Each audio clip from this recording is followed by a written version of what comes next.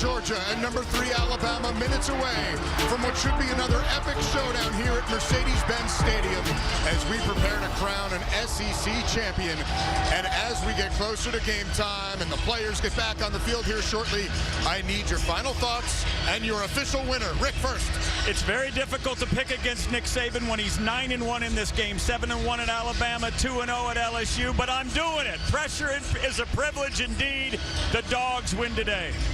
Alabama's right flank, can they stay more secure versus this dominant front for Georgia? I don't believe so. Now, does Georgia have enough offensively going up against a Bama defense that's still statistically great versus the run? I'm going with Georgia. They're both going with Georgia. We'll see you at halftime right now. It's number 1 Georgia and number 3 Alabama for the SEC championship.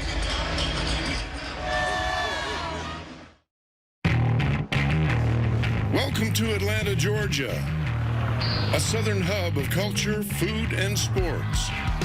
Just weeks ago, the Braves celebrated on these streets as World Series champions. But for nearly 3 decades, this city has helped place the crown on the kings of SEC football. And under this dome, December dreams either come alive or shatter like broken glass.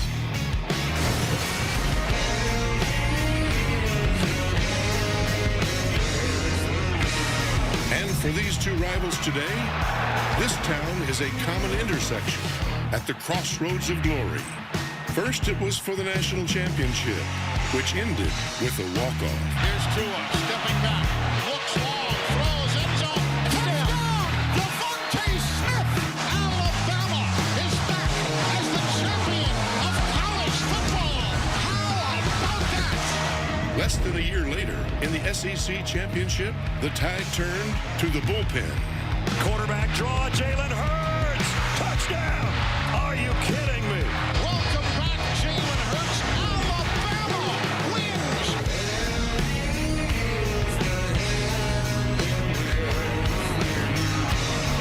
Like all good trilogies, this one features an unexpected twist. Now it's Georgia's heavy hitters that have powered the Dogs to number 1. Jordan Davis swallowed him whole. We came, we saw, we conquered. Good day to be a Dog.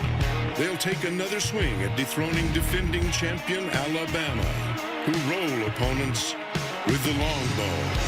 Price laid a dime into his hand. Williams turns the corner. See ya, bye-bye. Touchdown, Alabama! This is more than just a game. For one, an opportunity to extend its reign. For the other, a chance to strike out a legacy of stinging pain. Who can bear the weight of the crown? It's time for the annual Atlanta coronation.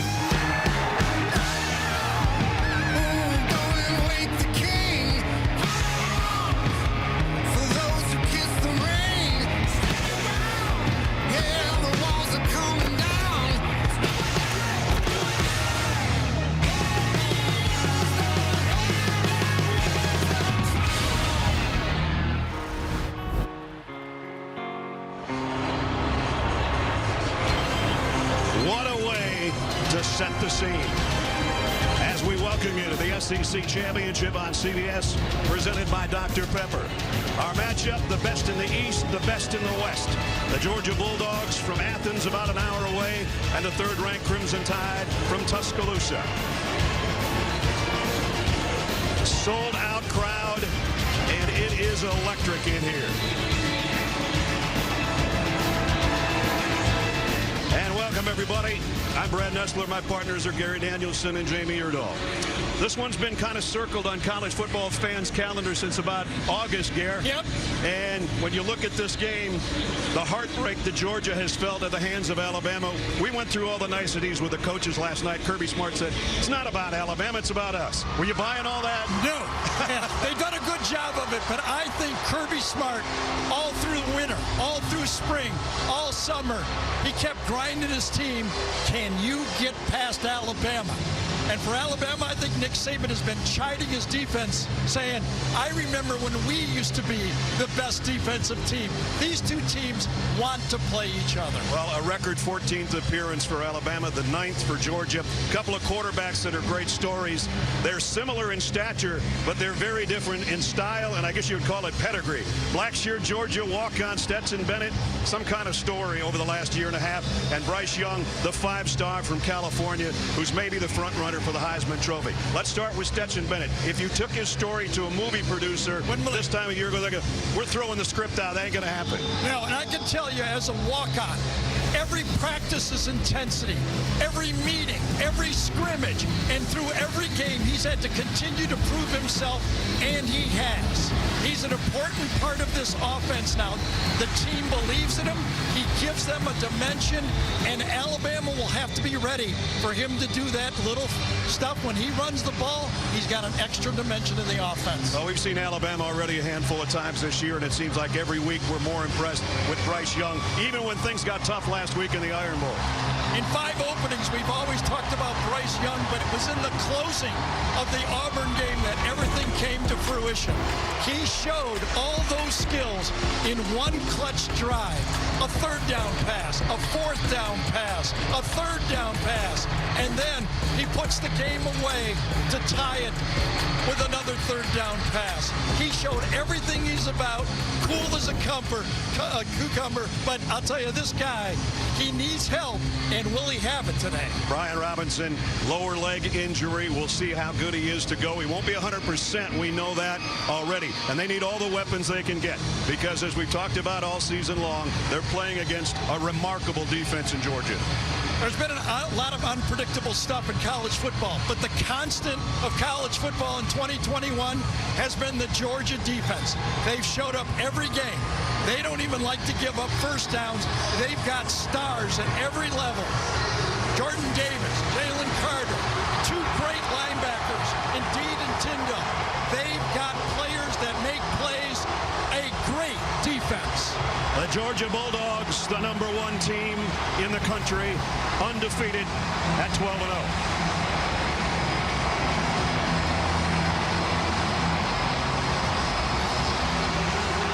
From Tuscaloosa, the #3 team in the country, champions of the West and the defending national champion Crimson Tide of Alabama. The 30th SEC championship about to kick off here in Atlanta. The SEC championship on CBS, presented by Dr. Pepper, sponsored by State Farm, Sonic,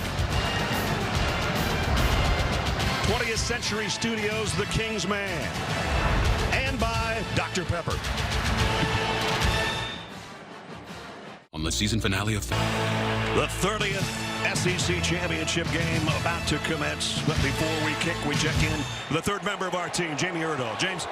Brad, if you go by the geography, Will Anderson could easily be starting at linebacker today for Georgia, not Alabama, as Anderson grew up just 75 miles away from Athens in Hampton, Georgia. We asked Kirby Smart last night, how could you get an in-state recruit like this to get away from you? He said it was a fair question, but they were never sure just how big Anderson was going to get for the position they needed him for. Alabama needed him to be a pass rush specialist. That is what he has become, leading the nation in tackles for loss, 2nd in the country in sacks. He said his time at Alabama has gone just fine. If you ask him, he is a star to watch. Is he ever? And he'll be out there with the Alabama defense because they won the toss and deferred, and Georgia will receive. We're almost ready for the kickoff. But first, this message from T-Mobile about their support of the SEC community.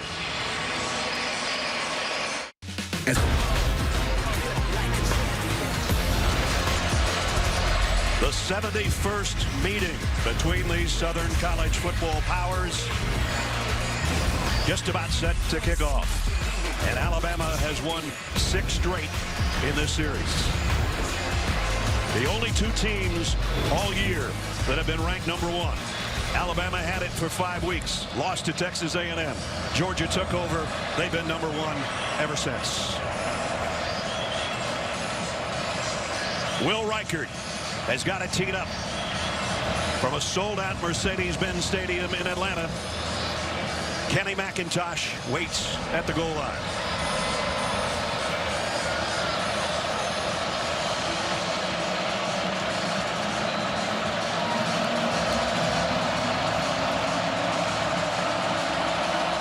For the SEC championship, we're underway.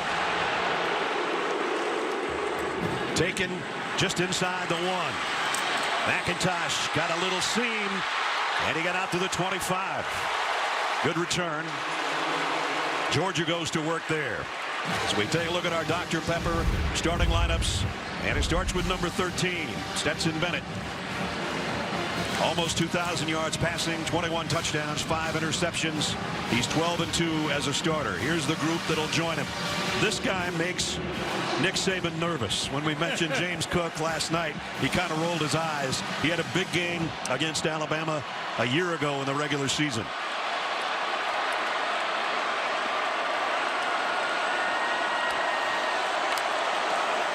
Bennett flares it out to Cook. With a stiff arm, got away from one man, got it down the sideline, and immediately a first down, Georgia. 15 more at the end of it, too. An over-aggressive late hit is going to tack 15 on.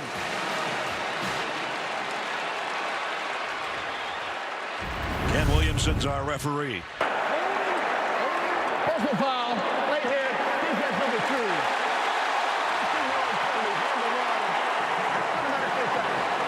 So immediately a big play and a big penalty on DeMarco Helms.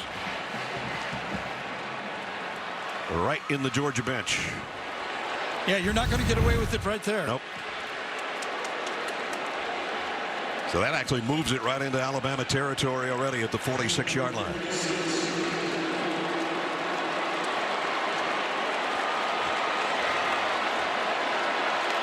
George Pickens is going out there wide. George Pickens made his first appearance against Georgia Tech last week. Here's Cook on the run. This time he's knocked down, and he'll lose a yard or so. Nice hit by Christian Harris as we take a look at the Alabama defense. Leading tackler To'o, and the inside linebacker spot with 94 tackles. That's the rest of the group that'll join him at times. We have 2 great groups of linebackers in this game, and that's not even counting the edge guys, Will Anderson. I mean the inside linebackers, To'o and Harris, and then that group from Georgia. George Pickens out to the right side, as Gary just said. He's in the slot. Kenny McIntosh goes out there as a wideout to the top of your screen on 2nd down and 10. Bennett down the middle, incomplete, intended for Pickens, who was looking for a flag, doesn't get one. Really interesting how Todd Monken is starting this game out. Last year at Alabama, he threw 27 first-half passes against this Alabama team, kept it wide open. Coming out, throwing again. And you see the replay, and Josh Jobe did get a hand on it, maybe. You know half the crowd is going to boo every call. That's true. There's the numbers last year, 3 interceptions. You could say, other than that, he played a pretty good game. One of them was terrible. The other 2 were tipped. Burton comes in on the left side. Safety blitz coming. Pass is incomplete, and that would have been a pick 6 for Jordan Battle had he held it. Safety blitz, aggressive, coming right at Stetson Bennett. And you're right, Ness. Pick 6 all the way. Right up the gut here. It's going to be a safety blitz. Number 3, Daniel Wright, and dodged one there, didn't he? Yep. He had one already this year. Of his 2 interceptions, one went for a touchdown. That one would have. So Georgia had a good start. And now they, at 4th down, Jake Camarda to punt. Slade Bolden back around the 10-yard line. Just a little pooch end over end kick, and Bolden's got to field it on a fair catch around the 8-yard line. So Alabama will be on offense for the first time when we come back to Atlanta after this. No score in the opening minute and a half here at Mercedes-Benz Stadium in Atlanta, with the roof closed today. Nice day outside, climate controlled inside, as we take a look at Dr. Pepper starting lineups, and it starts with Bryce Young. Modern day high school. So many great quarterbacks have come through there. And he's another in the long list. This is the group that'll join him. John Mechie was the guy that caught the winner on a 2-point conversion in 4 overtimes against Auburn. He caught 10 balls last week for 150 yards, and he had to because Jamison Williams was out the second half due to a targeting. Offensive line has been an issue, Gary. Yeah, Seth McLaughlin, number 56, ended up last game. He's in there to start this game. From the 8-yard line for the tie. Right there.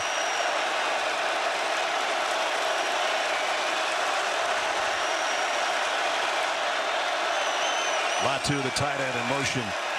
Quick throw out in the flat. Jamison Williams, and he's got a first down on the first snap, or close to it. Well, you can almost see this coming. A lot of short throws early to try to spread this defense out.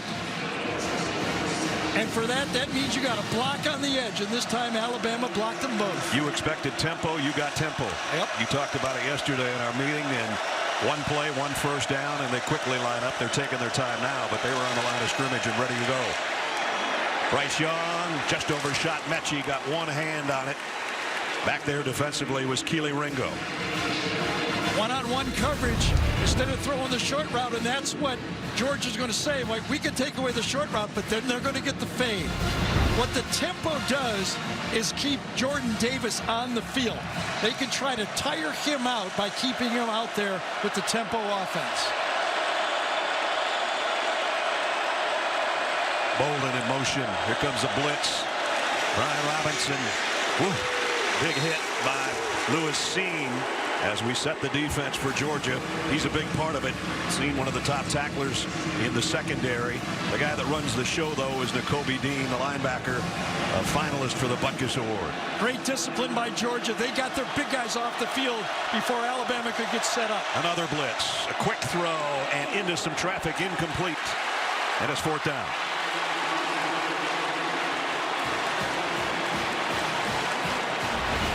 You know you're going to get it in and out of the hands quick, and just, again, maybe a foot wide, but good enough coverage that time by Tyndall to force the throw a little wide. Those linebackers for Georgia, athletic, and they play those hook zones really, really well. Kearis Jackson will wait on the punt from Burnett. Will kick this away around his own 15.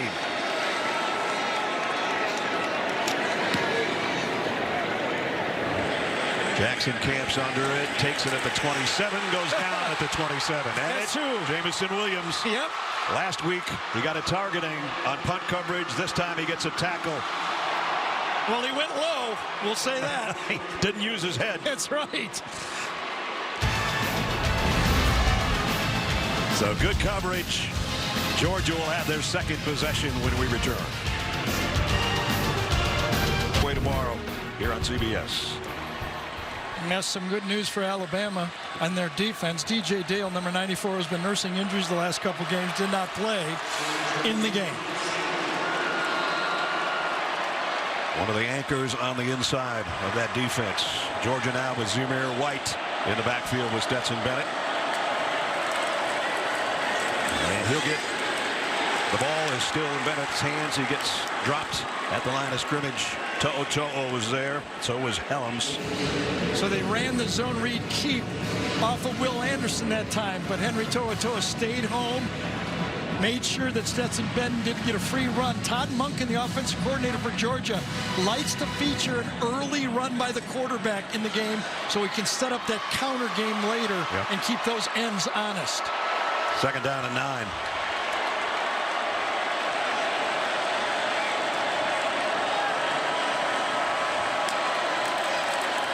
Play fake. Bennett in trouble. Throws on the run, just lofts one over there, completes it to A.D. Mitchell. He's short of the first down by about a yard. And this is the part of the game that's so underrated in what Stetson brings to the offense. Just a little bit of pocket savior here, nothing there. Nice, easy pass, pick up, what, 8 or 9 yards? Yep. 3rd down and less than 1. Georgia, 46% 3rd down team. Alabama's the best in the conference at 54%. Bennett under center.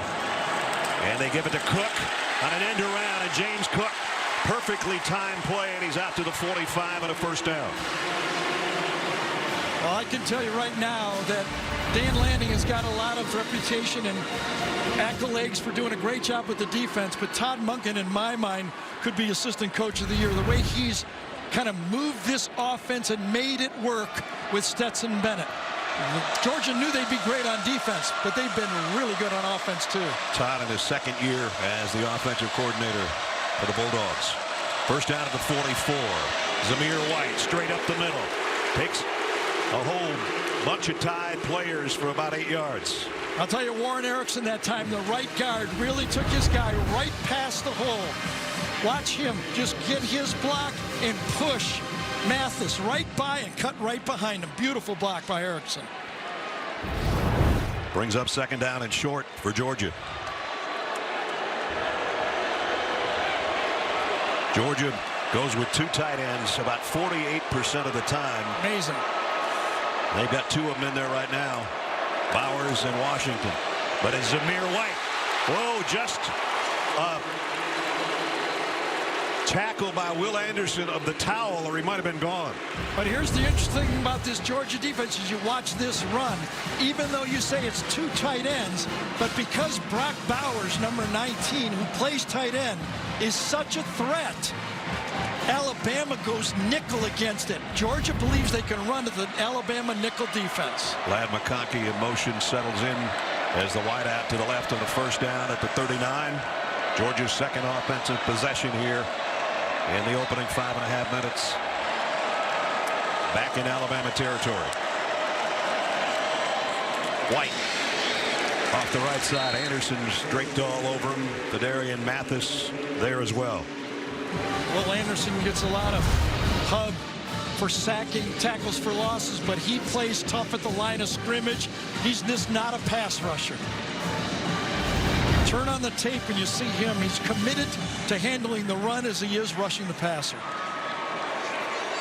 Second down and 7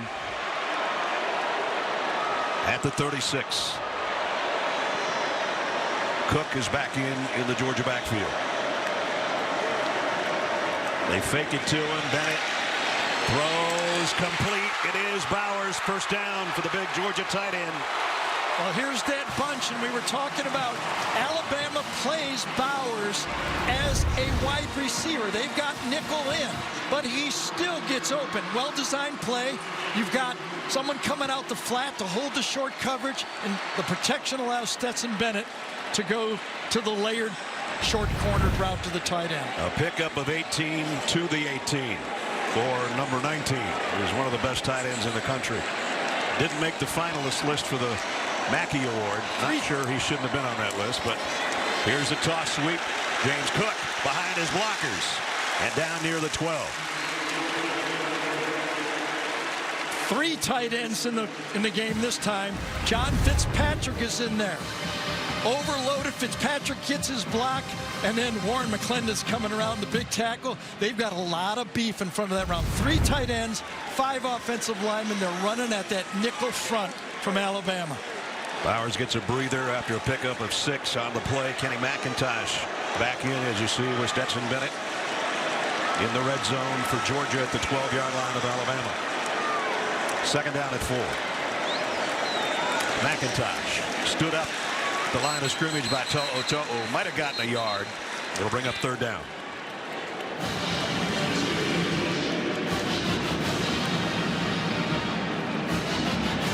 How about this? Georgia brings in 5 new players for this third down and short play. They got Mitchell and Burton as the wide receivers. Cook in the backfield. The tight ends we've already talked about. Bowers is in there, as is Fitzpatrick. Both set up on the right side, and now Burton comes back this way. Third down and 3.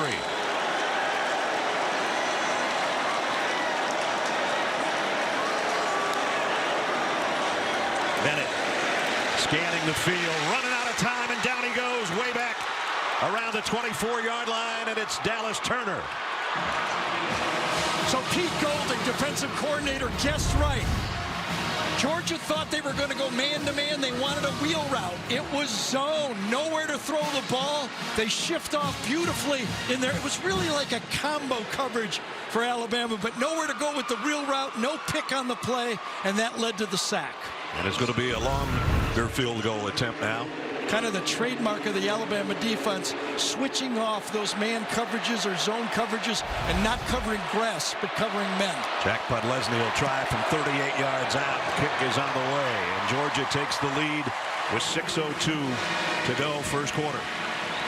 Georgia had a good-looking drive going, but the sack and a loss of 10 as Dallas Turner comes in there, the freshman, having a great season.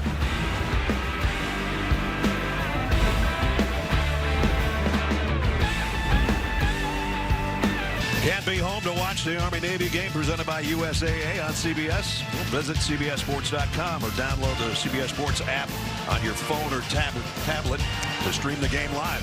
Tune in December 11th at 3 o'clock Eastern Time. So if you're in Times Square, just go across the river. If you want to go in person, we'll head to MetLife Stadium. We'll be there next Saturday. We'll go from one Monken to another. We go from Todd Monken here to his cousin Jeff, the head coach of the Black Knights. Jim Harbaugh says right now about Michigan head coach, who's got it better than us, Ness, right now? That's right. SEC championship and Army-Navy next week. Not bad. Jay Camarda has got it teed up after his counterpart, the place kicker, Podlesny, hit the 38-yard field goal to give Georgia the lead. And Alabama will work from the 25-yard line. Going back to that 18-yard pass play to Brock Bowers. Looked like he came up a little bit funny after he landed. Let's take another look.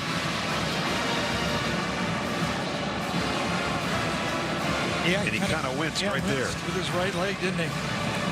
Just kind of, as he got up, he could feel something. And Jamie says he's in the tents. So we'll try to get part of that offense, I'll tell you. You're not kidding. Their number one receiver. Now it's Bryce Young's turn against Kirby Smart's defense. First down from the 25. Trey Sanders was split out as a wide receiver. He comes in and settles in to the Bama backfield. On the RPO, the quick throw out to Mechie, who wheels and turns and got about 9 before he's taken out by Ringo. Georgia defense, look at these numbers. Like, I didn't think it was possible. I didn't think it was possible anymore. Exactly. With everybody scoring 40 points a game for defense to only allow a touchdown a game is unbelievable. Now, they haven't faced this level of a quarterback and 2 elite receivers like this. Right. But that front 7 has been neutralizing almost everything all year. I call it the front 14. Yeah, you got it. Whoa, there's part of it. Kobe Dean says hello. Jordan Davis takes on 1, sometimes 2 blockers. Let's see what he does on this one. Handles it, and Kobe Dean comes right off that bigger butt and makes the tackle. Over the middle, Slade Bolden, first down. See, there's nothing easy. Those linebackers for Georgia, both Tyndall and Dean and Walker, they just clamp. They know that the quarterback's not going to have a lot of time, and when they go, it's got to be a good throw, and it was. And again, they go with some tempo at the 41-yard line with the first down. Trey Sanders gets swallowed up after a pickup of a yard. Jordan Davis, big number 99. And we mean big. He was about 380 when he got to Athens. They told him he had to get down to 325 if he was ever going to see the field. And now he weighs about 350, and they don't argue with him too much about how much he weighs. Yeah, and he knows exactly 2 plays, and he's out of there. Christian Leary in the backfield for Alabama. We thought we'd see him a converted wide receiver because they're so thin at tailback. He's with Bryce Young right now on 2nd down and 8. Georgia's going to bring a blitz. Young down the middle, and what a throw to Latu. And there was pressure on him as well. Channing Tyndall, number 41, a great blitzer on the play, gets right in the face of Bryce Young, and he lets it go. Perfect throw, and what a reaction to make that catch. Wow, good reaction by the umpire to not have his ear taken off, too. He threw it to the open space, and the receiver felt it and grabbed it. First down to the 44. Young going deep now, left sideline. Williams almost made a one-handed catch. I think if he lays it out there a little farther, he runs under this, Gary. That's a great matchup. Darian Kendrick, number 11. Jamison Williams, number 1. 2 future NFL players. And, yeah, I can't fault anything like that. Maybe another couple yards on the pass, but that's good defense. Brian Robinson's come back in. So they're going to have Robinson, Sanders, and Leary all playing in the backfield with Bryce Young. At the offset eye setup, actually. Young all day to throw this one. And now has it tipped. Incomplete. Nakobe Dean got a hand on it. Well, Bryce Young it's basically a drop back passer. But this play action pass and the protection was perfect. And you could see the space. If that gets back and not blocked by Nakobe Dean, that's going to pick 6, 8, 10 yards. Numbers on third down are staggering for Young this year. He's going to have to earn this one, though. 3rd down and 10.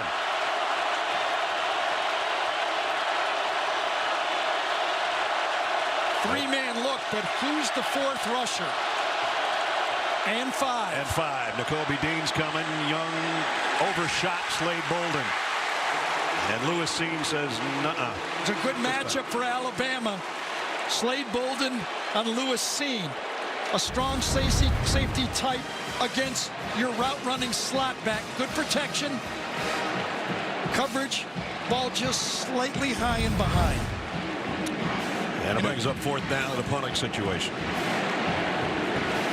That's Kearis Jackson inside the 10 as you look behind James Burnham to punt for Alabama. Jackson just lets it go, and it's going to be an over-the-shoulder catch at about the 3-yard line by Jackson back there. Again, great job on punt coverage. Georgia in a hole on offense when we come back.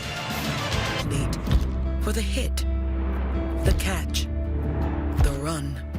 But it's time we picture them for more. The flag bearer, the flag changer, the poet, the big dreams, the huge heart, and the team comedian.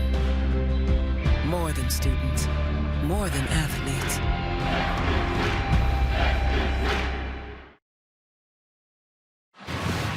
Now it's time for Do Project Smarter, presented by the Home Depot. Smart to recruit guys like this dude. Yeah, a 5-star player, tight end, true freshman Brock Bowers. They put him all over this field because Todd Monken knows that he stresses the defense. They've got to find him every play.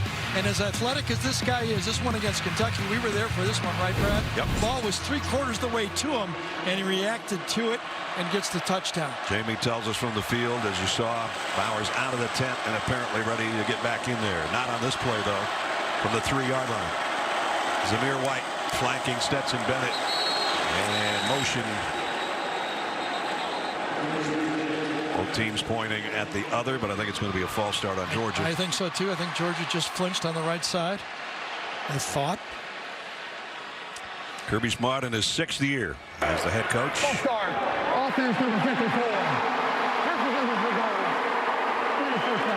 At the distance to the goal, and they're going to be standing in their own end zone. Schaefer, the guilty party. Just Oh, right yeah. there. All right, he got plenty of head start. Quick start. So now they're inside the 2.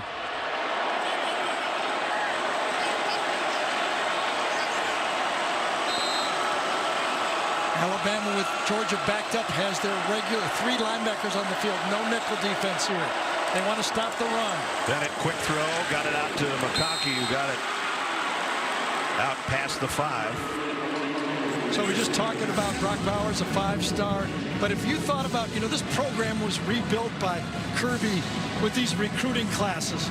But coming into this year, again, we talked about they knew they had a good defense, but I don't think they thought they'd be #1 in the country with Stetson Bennett a walk-on. Ladd McConkey barely recruited. Brock Bowers, a true freshman leading receiver, and Dan Jackson playing safety. Yeah. Another walk-on, being key members of this Georgia football team. McConkey was on the scout team at this time a year ago. 2nd down and 8. Bennett throws on the run and throws a strike complete out to Burton. First down, Georgia. Remember probably a month ago when we visited Georgia and talked to Todd Monken, and we talked about the two quarterbacks. JT Daniels, at that time it was still, when Daniels gets healthy, will he be back? He said, this guy gives me an extra weapon. And you saw it right there. Gets it out to Zamir White. Bulldozing his way through would-be tacklers. Branch finally got him on the ground along with Helms. That's not Booze, is it? No, that's Zeus, his nickname because of his body build. He's had that actually since high school. And the fans respond to him every time he touches it with a chance of Zeus. Success already for this Georgia offense, getting off their old goal line there with a couple key passes by Stetson Bennett. Harry Dog does a headbutt at one of our cameras. These things are expensive. Second down and 2. Cook behind Bennett, who's under center. Play clock down to 2. James Cook, first down. Christian Harris brought him down, but James Cook having a good start here in the first quarter. You know, when I went back and watched last year's game when Stetson Bennett played, you mentioned the 3 interceptions, but the Georgia team ran the ball effectively because they kept mixing it up like that. And it's the other tight end, Fitzpatrick. Big play. A lot of questions when you're running the ball. Why don't you keep running? But Todd Monken has been disciplined that he's going to try to keep this Alabama defense off balance by continuing to pick with the pass, nick with the tight ends, go to the outside with the wide receivers. Alabama has no idea where the ball's going. Yesterday when we talked to Nick Saban and also Kirby Smart, Kirby said, we're going to be aggressive. We don't want to be dictated to. And he told Jamie that in the pregame show with the guys. Same thing. We're going out to be aggressive. They're pulling stops out.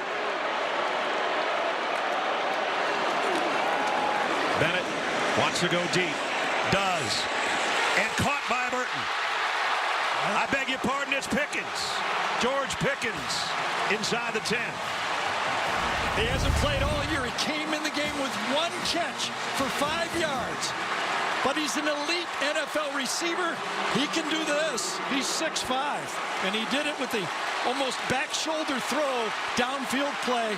Pickens comes through. 37 down to the 8-yard line. A lot of people thought when he got hurt just a little over 8 months ago that you'd never see him in a Georgia uniform again, that the NFL would come calling and he wouldn't want to risk himself. Tore his ACL in spring. Late in the season, and here he is now playing against Georgia Tech and now against Alabama. Back to the ground and close to the 4, Zamir White. That might be the last play, it will be, of the first quarter. Well, a lot of action considering we only have 3 points. Number 1 leads number 3 by 3. Roll out, roll out, roll out, roll out, roll out. Championship on CBS presented by Dr. Pepper. We head into quarter number 2. Here in Atlanta at Mercedes-Benz Stadium with Georgia at the 5-yard line of Alabama. This is the 8th play of the drive coming up. There has not been a 3rd down in this drive. Stetson Bennett on the drive has been perfect. 5 for 5 for 86 of the covered 93 yards so far. Bennett lofts it. Caught. Darnell Washington, touchdown.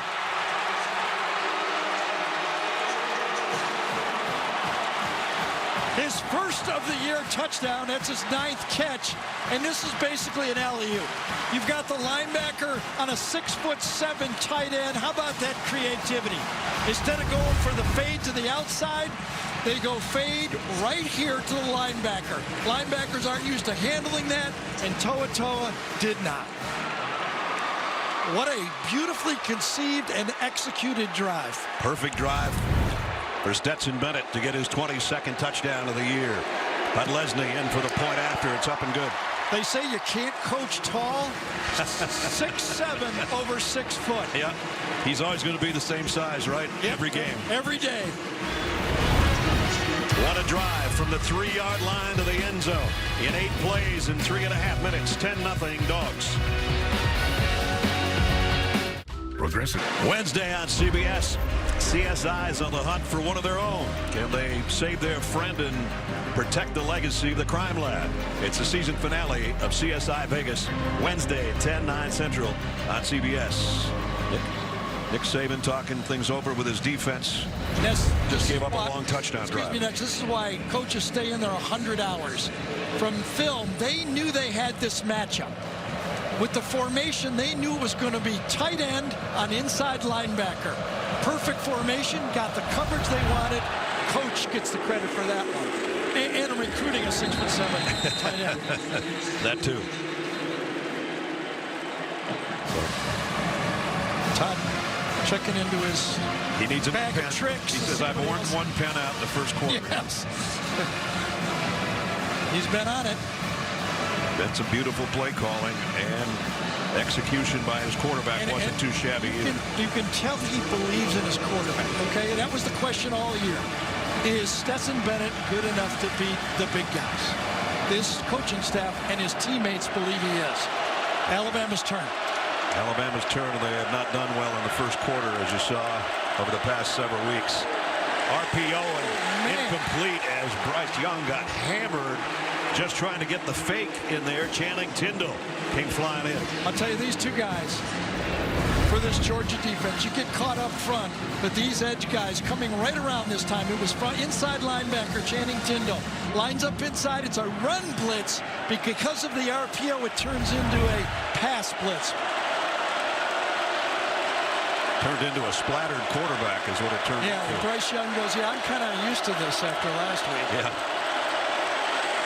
Hesitates, throws on the run, completes it out to Robinson. Brian Robinson got 7 or 8 out of it before Sean knocks him out of bounds. Yeah, you got to give Brian Robinson a lot of credit here. He's probably playing on 1.5 legs. You know, he pulled that hamstring last week. Giving all he can. He's a good, outlet, but he's not the real Brian Robinson today. He's a 1,000-yard back, but he's not 100%.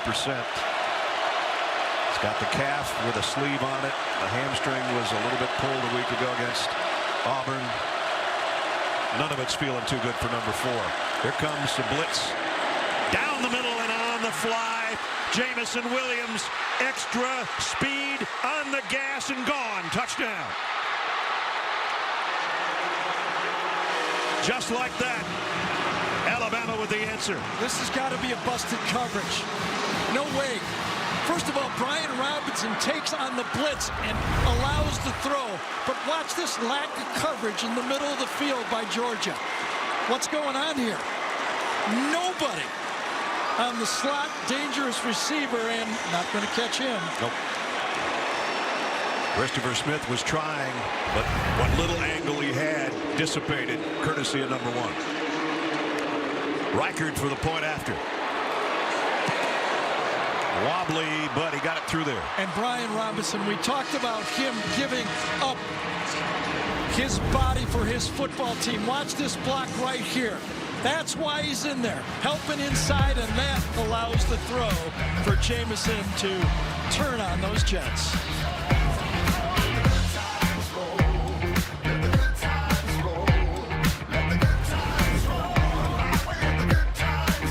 A spooky fan. Jamison Williams is so fast that our AT&T 5G pylon cam has to focus in a hurry as he flies by for the touchdown, capping a 75-yard drive in just 3 plays. 67-yard strike, touchdown number 41 on the year for Bryce Young, and for Jamison Williams, his 14th. Georgia will go to work with their lead cut back to a field goal from the 25 as we check in with Jamie. Stetson Bennett told me this week the hardest time for him in his career at Georgia was before this season in fall camp. He was taking 3rd string reps at quarterback, not nearly enough reps to prove his worth. So he would get the script after practice and be alone and walk through practice by himself. He said he did this almost every day. He turned to Kirby one time. He got to him and said, "Can't you see what I can do?" Obviously, they've arrived at the SEC championship, but wasn't without his lumps. He's doing it again today, too, Jamie. He's hit 9 straight completions to 9 different receivers. The same thing he did against Georgia Tech last week. That's pretty phenomenal. He was 6 for 6 on that last drive. He can make it 7 for 7 now. Short completion to Jermaine Burton. So for both teams, do you understand with all these good players out here in these slots and tight ends that are mismatches and Pickens coming in and, you know, James Cook all over, they're going to catch the ball, but it's the tackle after the catch. As we saw that last one, you know, if you're going to play zone, and Georgia plays more zone than in the past, there's nothing uglier than bad zone defense. When you're in a bad zone defense and you blow a coverage, bad things happen. Tackles after the catch is huge in this game. Cook in motion across the field, but the handoff, Zamir White off the left side. To'o's got him wrapped up and is fired up after making the stop. Short gain, 3rd down. Both coaches said most physical team will win. Watch the physical play right here by Van Tran, the center on the play. He takes the run block and just stoves the blitz on that play. Christian Harris thinks he's got a free run, and he just destroys it. 3rd down and 3. Kenny McIntosh back in the Georgia backfield. Bennett has completed 9 straight passes. Looks like another one's coming. And this one's off the hands of his receiver, incomplete. And it'll bring up a 4th down. Yeah, that was a bit of miscommunication right there. You know, ball was thrown way too early for the receiver. Either the receiver went a couple yards too deep, quarterback let it go a little early, but you could see right there, Alabama's got him double coverage, and maybe that was it. Mitchell felt the extra safety there, and you can see they just weren't connected on that throw. That'll bring up Jake Kamar to punt. Lane Bolden's got to backpedal a mile, and he's going to let it go. It made it to the end zone, or that would have been a monster punt for number 90. 68 yards as it was. A.D. Mitchell getting some tutoring from his own teammates on the sideline. 10-7 Georgia. To the second quarter, 10-7 Georgia. Now it's time for our hometown connection presented by T-Mobile. Here's Jamie. Keely Ringo got the start today at cornerback for Georgia, which is an accomplishment considering he missed all of last season after a shoulder surgery, but that wasn't the hardest part of 2020 for him. Keely's mother, Traley, was diagnosed with an aggressive form of breast cancer 9 days after he left their home in Arizona for Athens. She had plans to move to Athens to watch his career unfold, but she had to stay in their hometown to receive treatment. She was able to get to games, of course, this year in 2021 as she continues her battle, but those two have a special connection, and he truly plays for her every time he hits the field. Mom's part of the Spike squad today over there. All in pink. In crimson, it's a tide down a field goal, but they've already scored as many points as Georgia's used to giving up per game. High backfield. Trey Sanders, the tail from the 20. Sanders, nice run. Got about 6. Flag down. I think Seth McLaughlin, the center that time, is going to get hauled for a hold at the end of the play. Was it him? But he gets kind of run over, and the referees, I think, is going to call that he kind of pulled him down. Holding, offense number 56. 10-yard penalty is the previous spot. Take 1st down. Seth is handling a real man there, and Devontae Wyatt. Wyatt is number 95 is a man. He's on his nose right there. He reaches and kind of pulls him back on the play. So back to the 10-yard line where it's 1st and 20. Empty backfield as Leary comes out as a wide receiver. He is a wide receiver, but been playing some tailback the last couple of weeks. Young under pressure. Deep ball, sideline. Caught by Mechie. Into traffic, and he still got it down. Had the exact matchup before the snap. On the safety, he had Dan Jackson, number 47. He sees it. He's going to him all the way. Leary almost ran into the play, but Bryce Young knew he was going for him the whole way. All the way to the 50-yard line, a pickup of 40.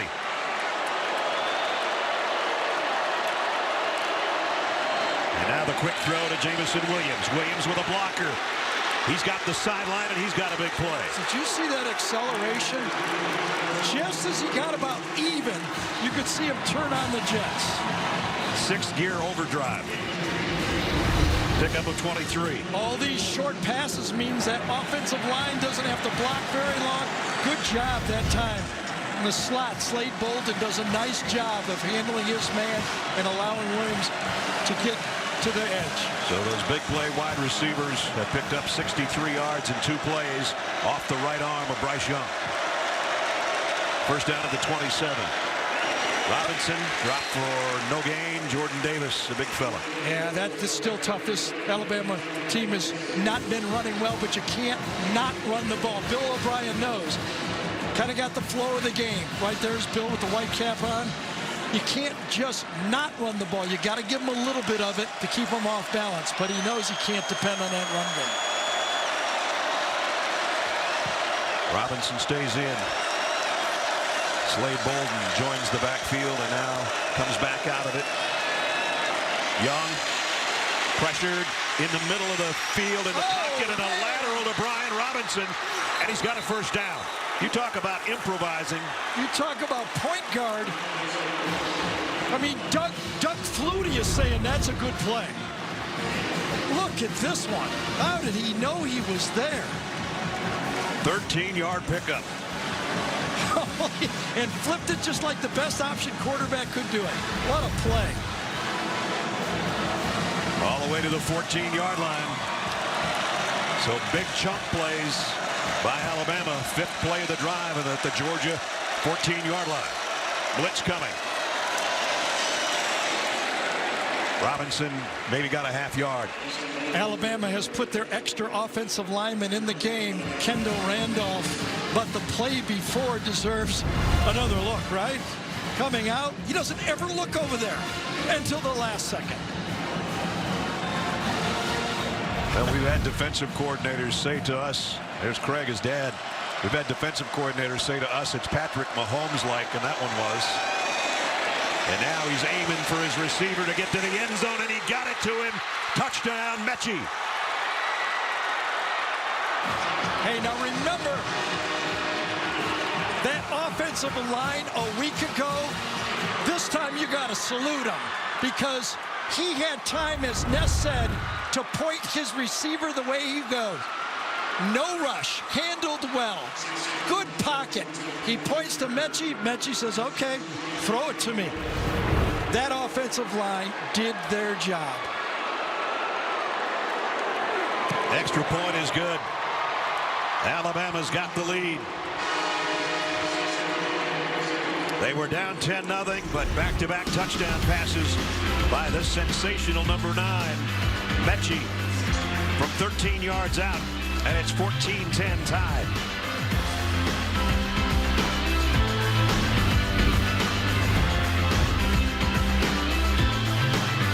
Yards away from us. In the end zone. Yeah, in the end zone. John Mechie with a touchdown catch, his 8th of the year. And you mentioned last week him being the only receiver. He was targeted 22 times in that football game. Now the big play receivers, he and Williams, both have one today here in the first half.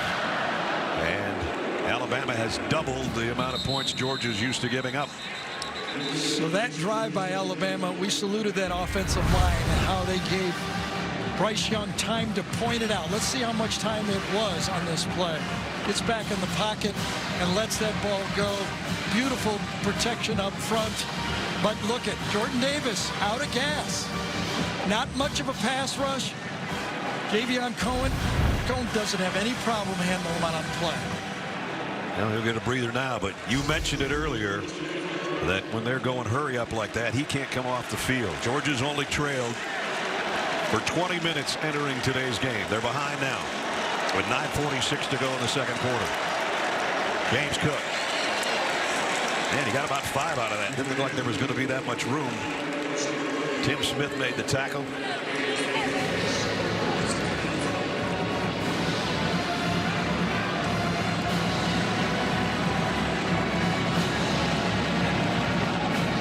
I'd sit next to him too, wouldn't you? On the ball. And You're probably going to get on TV too. And another thing is you don't have to be right in front of him. He sees everybody out there. At the 30, second down at 5 for the Bulldogs as we approach 9 minutes in the quarter.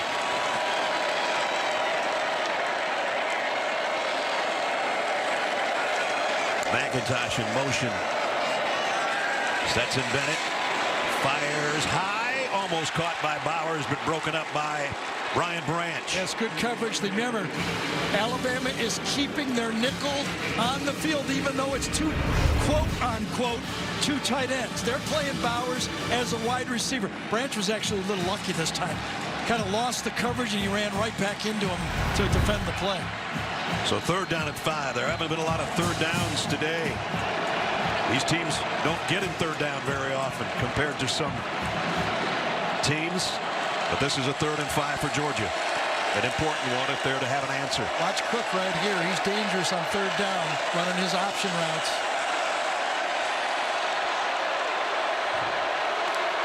Here comes a blitz. Bennett. And he threw it behind Cook, who had an opening there. Toe was covered him. That was just not a good throw. So obviously, Stetson Bennett changed the play. And he and Cook, last time they weren't, communication problems on the slant. This time, Cook says, I'm running my angle, and Stetson threw a different angle. And Stetson Bennett says to J.T. Daniels, what did you see? That's 2 straight 3-and-outs. Camarda, who blasted his last punt, set to kick again. Oh, man, he hit this one pretty good, too. Bolden running backwards as far as he can. This one takes a Georgia bounce. It'll be down around the 5 by McConkey. What a punt, huh? What a weapon to have. He turned it over beautifully. If you're here, it's like up in the second deck when you're watching it. Turns over like a pass and then stops and backs up. 64 yards that time. Downed at the 5 by the starting wideout McConkey. Okay, end zone wave, guys. Here we go. Zook, don't be too big. There you go. Coming up, Geico halftime report with the fellas, PJ, Rick, and Adam. Have all the highlights, analysis from this first half, and the rest of what's going on Championship Saturday. Bryce Young, Alabama touchdowns on the last 2 drives. Yeah, we first saw it a few weeks ago against Arkansas. I thought he knew he was there this time against Arkansas. But today, I don't know how he knew he was there. He's up, he never glances, right? Last second, and does it. 2 spectacular plays of the many he's made all year. He's up to 42 touchdown passes on the season. If Alabama wins this game, it would be considered an upset, I guess, as far as the people that look at that sort of thing, because Alabama hasn't been an underdog in the last 93 games. But he certainly set himself up for a Heisman possibility in New York. He's already one of the guys that is going to be there. He's going to be very high. I think, you know, when we talked to Kirby, he said, you know, we're really good on defense, but I don't know if we're as good as we were last year in the secondary. Yeah. Nobody's got to us yet. And you think about their secondary, a first-round pick and a second-round pick left this defense. And a couple of guys that hit the transfer portal that probably would be starting as well. Yeah, you think about Eric Stokes went 1st round, Tyson Campbell went 2nd round, Richard LeCount went in the 1st round, Mark Webb went in the 7th round.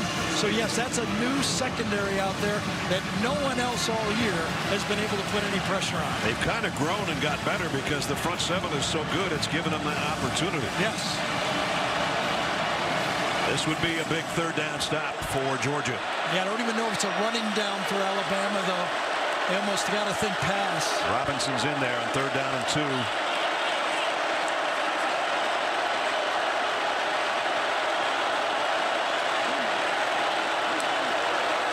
Here they come. Bryce Young steps up, throws while he's going down, and drills it to Billingsley.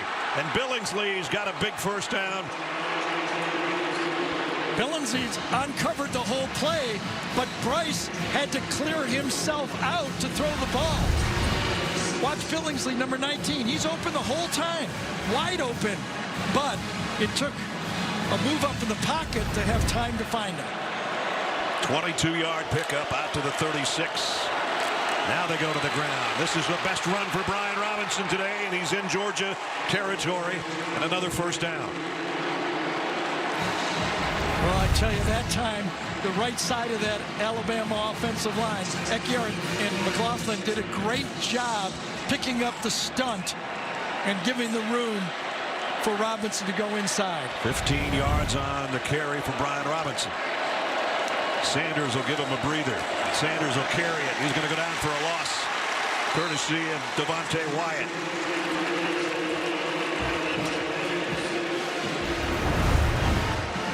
Stopping those plays from inside out. Runs right through cone number 70 that time. Take one step. If you're just a half a step late, he runs right through it. Man-to-man coverage key this time. Dean out on Robinson at the bottom of the screen. Bryce knows he's got man-to-man coverage. Sanders down there, Nakobe Dean, the linebacker, on him. Young's looking the other way, though. Double clutches and throws a strike down the middle tackle to Williams, and Seam got him down before he could get to the first down marker. Again, knowing you got man-to-man, you got the squaring, you see the blitz, now you know the middle of the field's open. Easy pitch and catch. Good tackle short of the first down. 3rd and 1, though.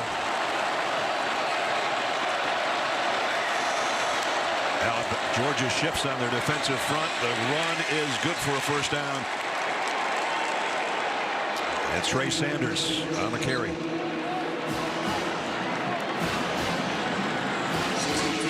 Jordan Davis on the sideline right now. Hasn't been out there the whole series. Here's the quarterback comparison so far. 230 yards and 2 touchdowns.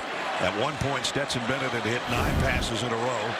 But now it's Bryce Young's show. Empty backfield on first down. Young flushed out of the pocket again by Wyatt. And now he's going to keep it.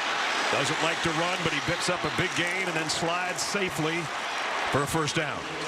So if you look at the Alabama offense, Bryce Young has really no designed runs all year. Too valuable to run, but this is where he adds to the attack. When he gets in the pocket, he gets what he can and knows, get down. I'm more valuable throwing the ball than running the ball. And that time the pointing was a decoy just so he could get everybody to freeze for a second. Think about that. Just no design run in modern football for the quarterback. Blitz off the corner. Young had to get rid of it in a hurry. Throws complete inside the 20. And it's Mechie again. As we're approaching 4.5 minutes remaining in the second quarter. So Mechie having a huge first half again. Georgia this season, their total defense, #1 in the country, giving up 231 yards a game. Alabama has obliterated that already. And we're still at 4 minutes left in the half. Nice jump outside by Brian Robinson. Stretches it out. He's a yard shy of the first down. But for all intents and purposes, Alabama has made this a passing game, a 7-on-7 game, basically. They've said, we respect your running, your front 7 stopping the run, but we're going to spread you out. We've got the best quarterback in the country, and we're going to use him. Again, another 3rd and short, 3rd and 2. End around coming. No, they fake it. Young with Nakobe Dean giving chase, has to throw this one in the dirt. Aggressive call that time from Dan Lanning, coming after the quarterback, and it worked. Got the ball out of the hand. Now, do they go field goal? Looks like they will. They'll bring out Will Reichert, who's 14 out of 18 on the year. Right around. Another one of those stunts. Got it, had to do it. Didn't want to take a chance, throw it into the ground, and try to get 3 points. You saw the closing speed for Nakobe Dean there on the quarterback. There's the numbers for Will Reichert. This will be a 33-yard field goal attempt to try to extend Alabama's lead to a touchdown. Kick is up, and it is just good inside the left upright. Kind of hooked it in there. Ooh, that was close. Nick Saban says, we'll take it.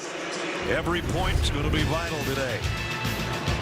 Will Reichert never missed a field goal last year and just barely got that one over the top of the upright. I love a good deal. Don't forget now, coming up at halftime, it's the Dr. Pepper tuition giveaway. Doesn't matter if you use both hands, your left hand, your right hand. If you cry, that's fine. It's $100,000 in tuition. The emotions of Dr. Pepper halftime throw coming up in a few minutes. Alabama now with a 7-point lead after a 79-yard drive and 12 plays, capped by Reichert's field goal. Georgia will go back to work.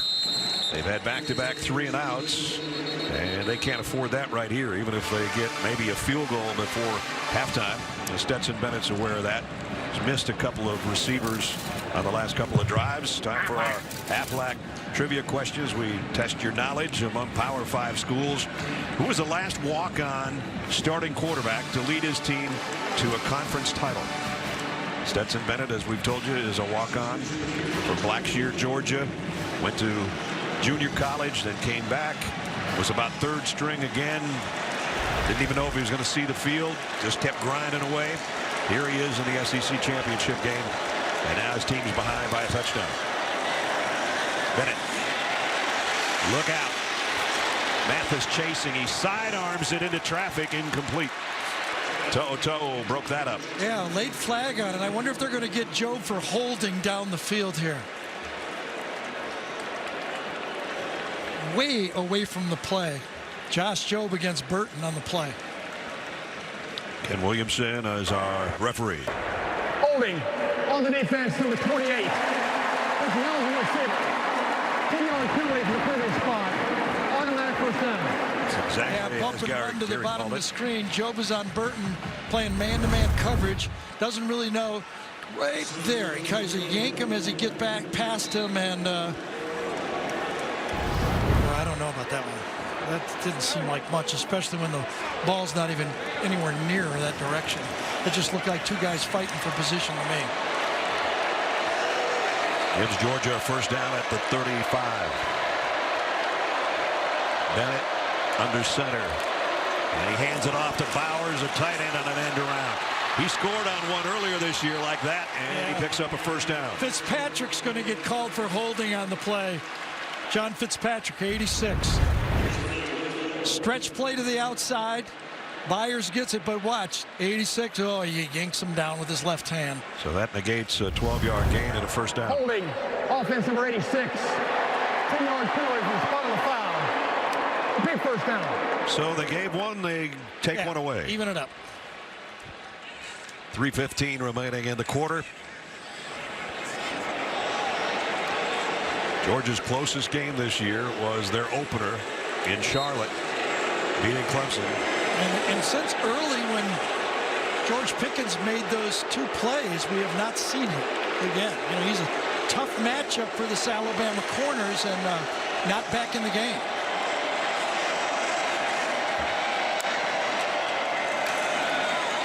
Bennett, plenty of time, deep middle, and looks like we're going to get another flag. And there it comes. That's going to be on McKinstry. So back and forth we go. Flag, flag, flag. And he was draped all over the intended receiver. Well, this program for Alabama has been built with man-to-man coverage by the corners. Pass interference. Defense. Well, left hand by far just got it wrapped all the way around that time. On top of having struggles against Auburn in the Iron Bowl, Alabama had 11 penalties for 129 yards. That didn't help their cause, even though they won it in 4 overtimes. So these two teams are 3rd and 4th in the country in sacks. 43 for Alabama. Georgia has 41. So far in this game, we've had 1 sack. So another Georgia first down.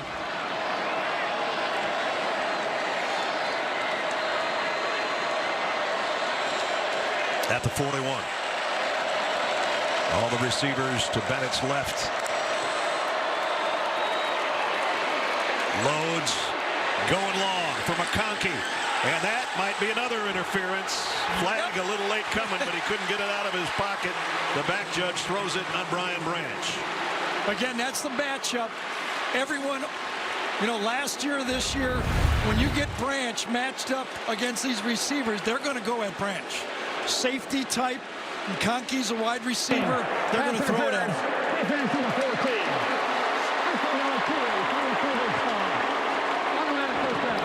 Well, we've seen a lot of things this year, Gary. I don't know if we've seen 4 penalties in a row. But we have it now. You know, good protection that time. Sal, you're in the game. Remember, he's been hurt for the last 4 games. Watch him. Left tackle on the play. He's got Will Anderson. Stays in front of him. No pressure at all. That's a good job on that guy. Georgia at least trying to get into field goal range. You see that field goal target line as Darnell Washington sets up the pitch to McIntosh. Kenny McIntosh. He's got a first down. One of the better runs of the day for Georgia. Well, this is old-style Georgia football right here, isn't it? Toss sweep. They do it from the shotgun, but it's the same thing. And we've seen many Georgia tailbacks run that play.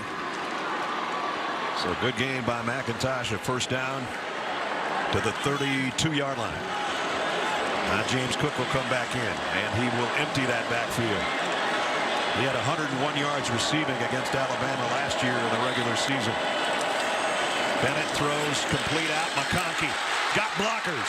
McConkey broke a tackle. He's gone. Touchdown, Georgia.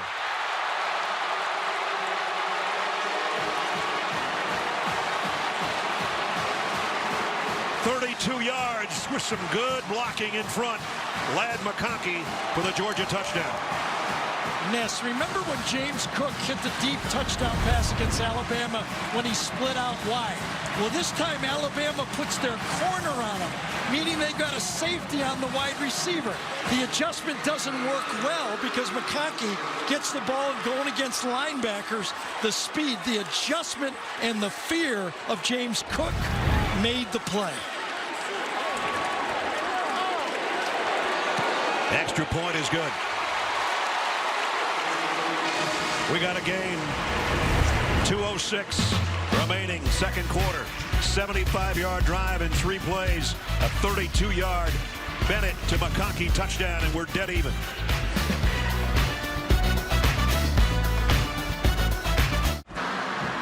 Well, Stetson Bennett another touchdown. Each quarterback has 2, as we asked you the Aflac trivia question a little bit earlier.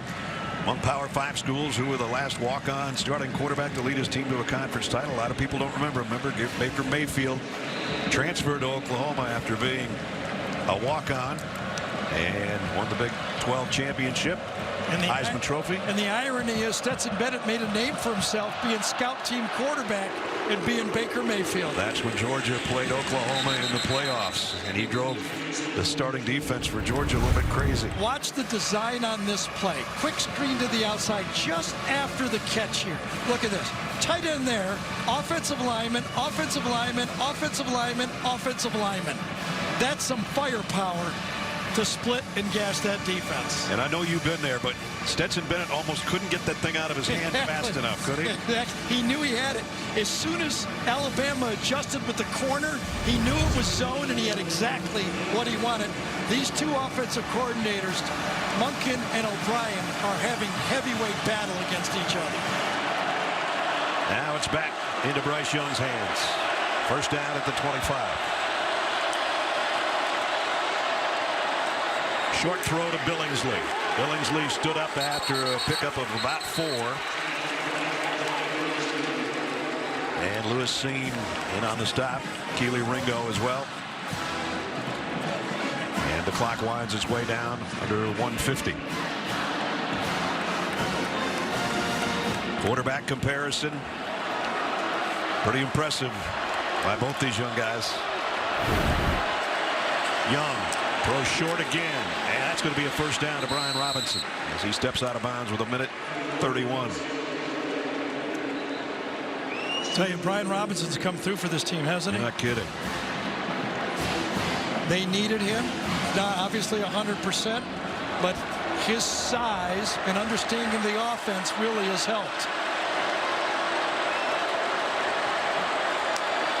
Blitz coming. Young down the middle. Broken up. Billingsley, the intended receiver, and Chris Smith knocked it out of there. Yeah, at this time, get the ball off. Those blitzers keep coming. Quay Walker that time just kept coming and coming. A little bit of a block, a little low, and Quay Walker went right over Robinson that time. Got to stay up when you're bringing those linebackers inside, because they'll just climb right over you when you try to go for their knees.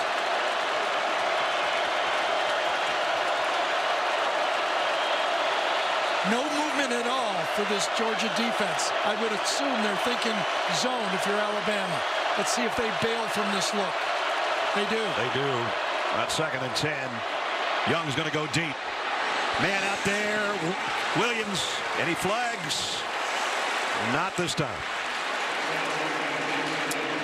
Pretty good coverage back there by Keely Ringo. Did a good job. He knows he's got speed. He's running now. He's got a fast guy turn and find the ball. Kind of gets both hands on him a little, doesn't he? He's grabbing that mess. Your instinct about whether there was flags there probably was right. Touchy. They let him play for Alabama, so they're going to let him play for Georgia.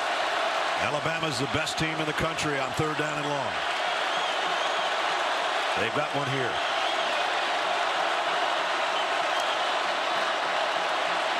Young on 3rd and 10. Fires far side. Man wide open is Mechie. Nobody out there. And a 1st down, Alabama. I'll tell you, this Alabama offensive line was a liability a week ago. But again, look at 3rd and long. They pick up a complicated blitz. Mechie breaks out. Obviously a busted coverage again.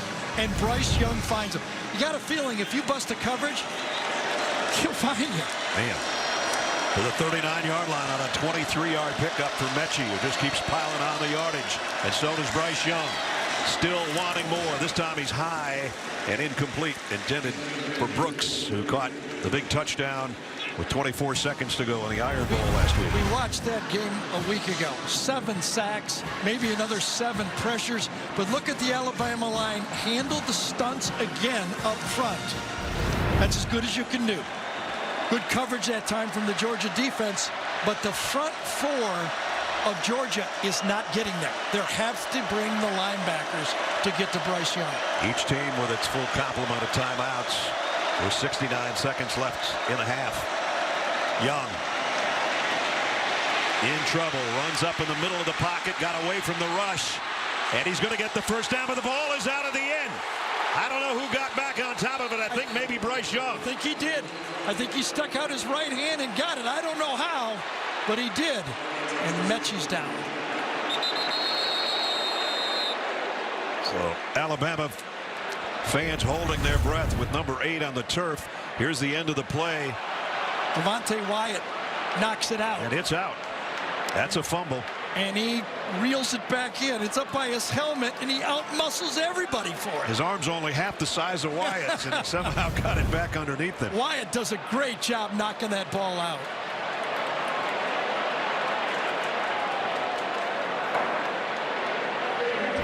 Let's see what happened to Mechie at the end of the play. Makes his cut, and then trying to stop and cut back inside. And he just rolled his ankle on his own, I think. He felt that left side, didn't he, as he's tried to come back to the quarterback. I think it was his knee. Now, it's what they're working on, or so it appears.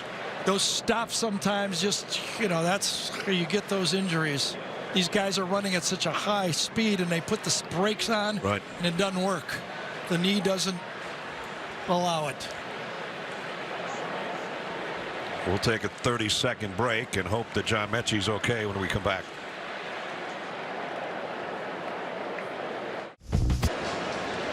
Walking John Mechie slowly off the field over to the Alabama sideline. Again, closing in on 100 catches on the year. I thought Nolan Smith had an opportunity to dive on it. First, one more look at Mechie as he slams on the brakes. You can see him feel it. He reaches down for his left knee. But I thought Nolan Smith could have dove on this ball. I think he tries to pick it up. Right side of your screen. Does he try to scoop it? Yes, he does. You're right. It was a 14-yard run, by the way, by Bryce Young before that happened. And then, as Gary said, Nolan Smith should have just covered that instead of trying to scoop it. Mechie's probably just going to the locker room as we're only 45 seconds away from halftime.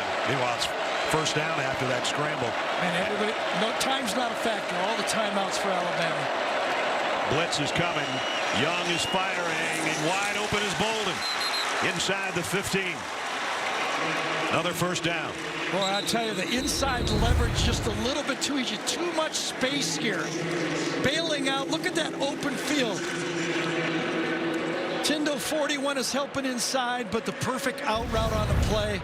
Just too easy, too much room for a high-level passing game. Alabama with a first down, and they're in field goal range easily for Reichert at the 11-yard line. Don't forget, coming up, Geico halftime report, as Zook and Rick and BJ will break down our first half, catch you up with the rest of the action on Championship Saturday. Exciting first half here at Mercedes-Benz Stadium in Atlanta, 17-17. Both quarterbacks have been sharp.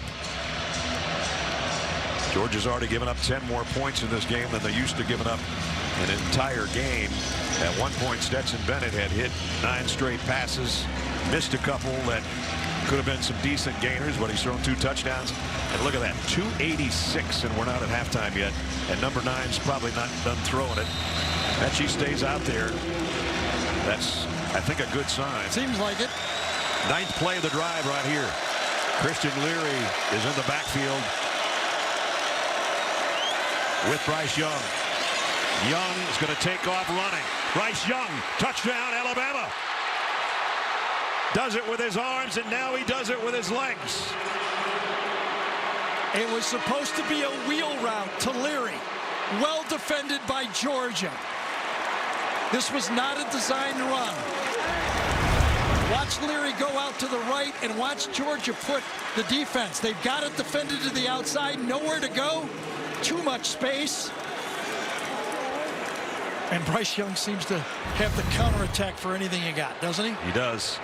75-yard drive again in 9 plays. Extra point is good with 26 seconds to go in the half. Alabama has scored 4 consecutive times against the best defense in the country. A guy that I said doesn't like to run. He scrambled for 14 yards and got his own fumble back. And then he just went 11 yards for the touchdown with his top receiver saying, "That's my guy." Touchdown, Alabama. You can follow the Dutton family west in the new epic Paramount Plus original series, 1883 Yellowstone origin story, starring Academy Award nominee Sam Elliott, Tim McGraw, and Faith Hill. 1883 streaming December 19th exclusively on Paramount Plus.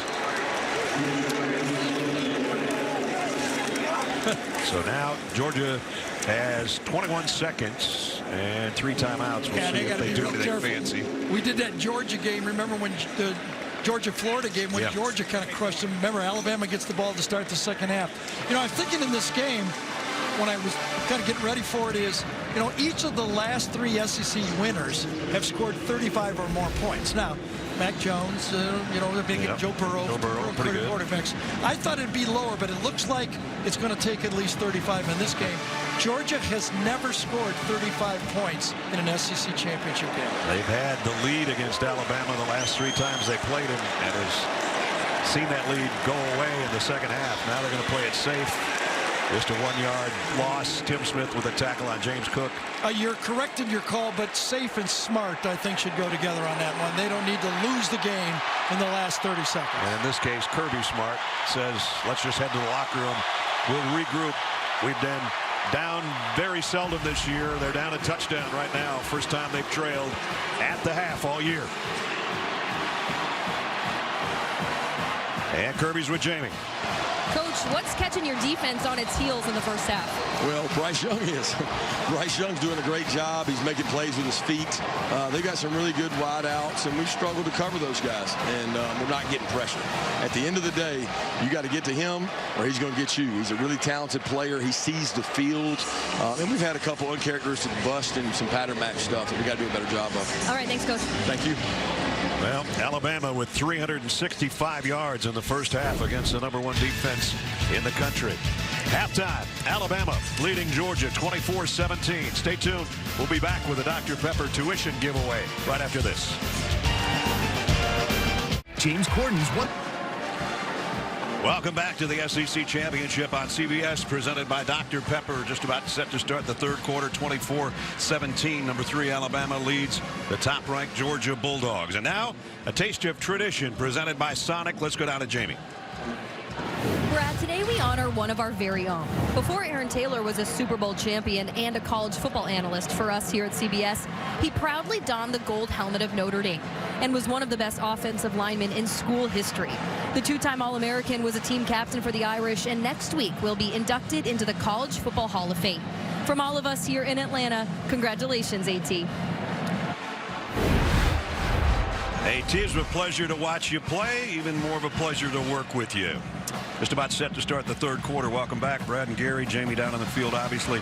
You know, we haven't had to say this year with Georgia's defense being so dominant, but what adjustments do they have to make? They got to do something to slow down. Well, I thought Kirby summed it up. You know, if you don't get to Bryce, he's going to get to you. Story of the first half to me, Alabama offensive line. And when they didn't block him, Bryce Young ran around and got around him. I mean, that's the story of the first half of the game. Well, good offense, but we might be missing one of the top players for Alabama. We'll talk about that after this kickoff. That could be the story of the second half. Exactly. John Mechie on this plant to cut back inside on his pass route went down. And we're going to check back in with Jamie, I think, and see what she's found out from Nick Saban about whether or not he's going to be able to play in this second half. Meanwhile, the Tide, I guess we'll know in a second, because, well, there you see John doesn't have his helmet. Not a good sign. And they'll start from the 25 with a touchdown lead. And let's check in with Jamie. Yeah, we just saw John Mechie walk back onto the field out of the tunnel without his helmet on. Brad, he had tears in his eyes. Nick Saban told me that he is out for the remainder of this game with a leg injury. Wow, a huge loss for Alabama's offense. Sure is. They had, talking to Roman Harper over there, former Alabama player, now broadcaster. And we saw what happened when Jamison Williams went out last week. The two of them together is the dynamic part of the offense. That's what I was just going to say. They got 112 and 97 yards between. You know, a big chunk of that for this guy is now those two. Georgia should be able to circle in on number one now. He's in motion to start the quarter, and they're going to flip it out there to him. And they didn't zoom in on him enough. He got close to a first down. Trends in the first half. You know, it's hard to ignore. First couple drives in the first quarter, there was nothing to show for it for Alabama, and then they really started putting it together. 24 points, 11 completions to 9 different receivers for Stetson Bennett, and there's the numbers on Mechie. And Williams now has 121 yards receiving with that last catch just a moment ago. Second down and a yard. Young down the middle, incomplete, intended for Billingsley. They had two guys in the area there, kind of a crossing route. So we've been talking about the Georgia tight end and how it stresses the defense. I mean, that's nothing new for Alabama offense. You know, Irv Smith in the past, O.J. Howard, that was always a big part. And Billingsley's the guy this year that gets those plays from that tight end position. Gotten a little bit in Coach Saban's doghouse earlier this year, but he has emerged. Third down, 1. Low snap, Brian Robinson on the carry. He's got the first down, and he's got more out to the 40. And that has been a story of the game. Now that makes it 5 for 8. Alabama is on third down. You know, Georgia went into this game first or second in every category, except third down defense. They're ranked 14th in the country. Alabama has taken advantage of that.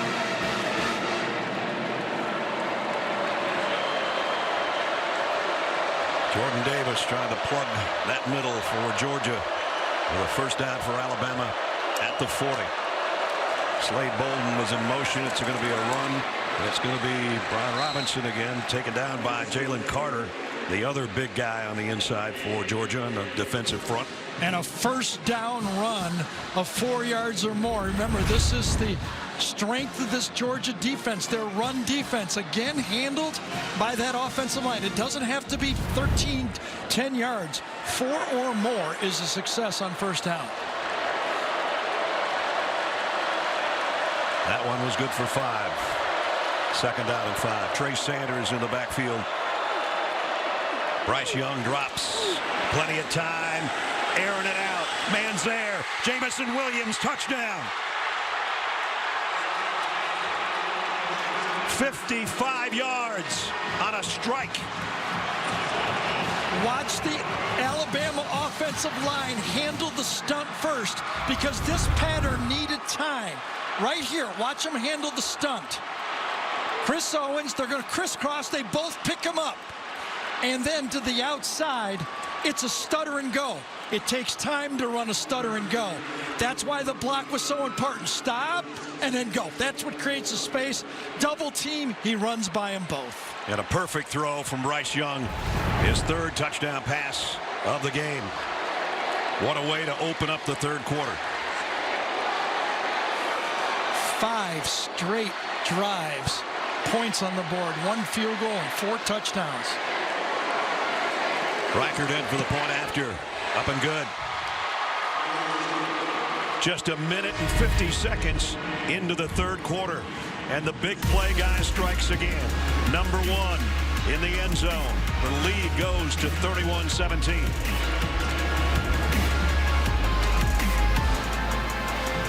Truthfully, it's frustrating. Catch the final 2 days of Champions League group stage action with host Nico Cantor and find out who will make it to the knockout phase of the competition. Don't miss the Galazzo Show Tuesday and Wednesday at 3 Eastern on CBS Sports Network.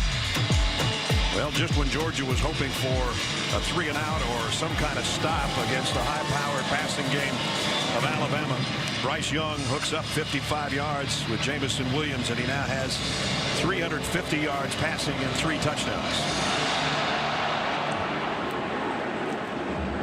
And Georgia will start from the 25-yard line. And as he let that ball go, he just had that feel that it was on target, and that feels good. Next thing you should do is go talk to that offensive line and go, Thanks, I love guys. You guys. Yep. I love you guys. Well, the magical season for Bryce Young continues. Well, the question was all year for Georgia, could anybody take the bubble wrap off this offense for Georgia? They've had the lead in all these games. There's the largest deficit of the season. Stetson Bennett, Todd Monken, this offense has never had to do anything. They've been able to do what they want. Now they got to score points. Bennett on a slant, and tough catch by Pickens. Had Josh Jobe all over him. Yeah, I thought it was interference before he caught the ball, but 1-yard slant got to him, almost covered his eyes, and he still caught it. Picked up about 3, the toughest 3-yard catch George Pickens will probably ever make. That should have been interference and a penalty marked off on that one. Pickens, 1 play, and he comes back out.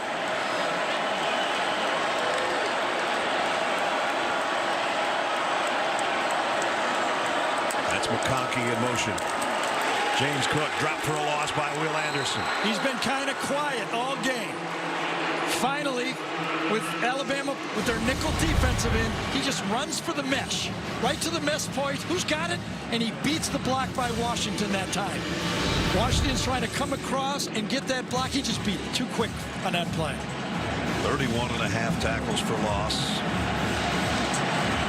And it forces Georgia into a 3rd and long. Not something they wanted on their opening possession of this quarter.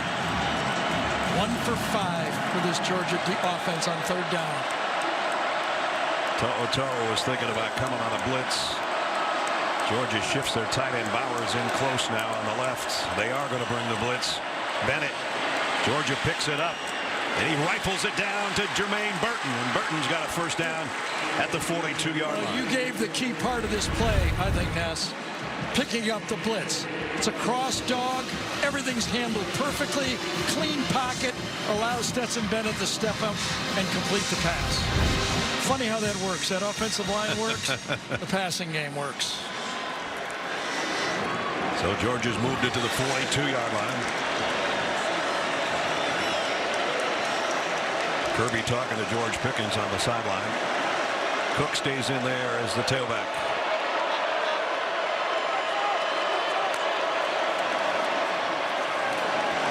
Bennett gonna go deep. Man out there is Mitchell, broken up.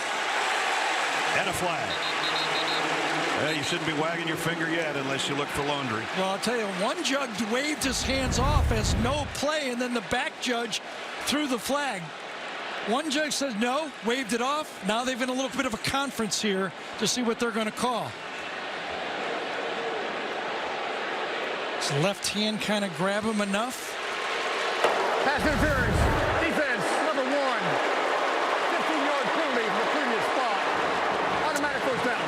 Kool-Aid, McKinstry. And that left hand got in there enough. Gene Steratore is with us. He's been quiet the first half. We haven't had any reviews or anything. Gene, welcome. Well, you know what? Thanks, Brad. This play is the deep wing official on the sidelines key, and the back judge, once that ball's in the air, starts to look from the inside out to see if there's anything. That's why the back judge throws on the play when he restricts that arm a little bit, not allowing the receiver to get both hands up and make an attempt at the ball. It's a second pass interference penalty on McKinstry, the freshman. And it sets Georgia up at the 43-yard line with a first down. Bennett throws short to Cook. And he's put down by Brian Branch. Got about 5, though. So, I mean, we all know this. We've all talked about this in the national championship game. Obviously, Alabama coming from 13 down in the second half. 2018 SEC championship. Jalen Hurts comes in when they were down 14. Now it's Georgia's turn. They got to come back and win this game. They've had the lead before. Now they got to come from behind. They moved it to the 38-yard line with a 2nd and 5. And a ball pops up in the air. Alabama's got it. I just wonder if this is going to be whistled. Is this going to be whistled before the snap? False start. Offense. Not all 11 players were set for a full second. 5-yard penalty. Remains second That's the down. best penalty Georgia has ever had. Ever. Wow. Would have been a disaster. The snap hit right in the face mask. They whistled it just before the ball was snapped. Yeah, they weren't set. I agree with that part.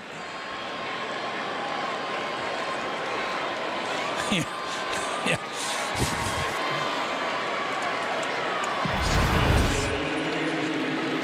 So harmlessly, it's 2nd down and 10. Georgia gets a break there 5 minutes into the quarter. Bennett throws nice complete. Catch. What a catch by Bowers. Yep. This guy's what an athlete he is, isn't he? Yeah. I mean, now listen, the matchup here is, even though he's a hybrid tight end, does just enough blocking to stay in there, but he's a wide receiver at hands and route runner. Great hands on that one. First down at the 31.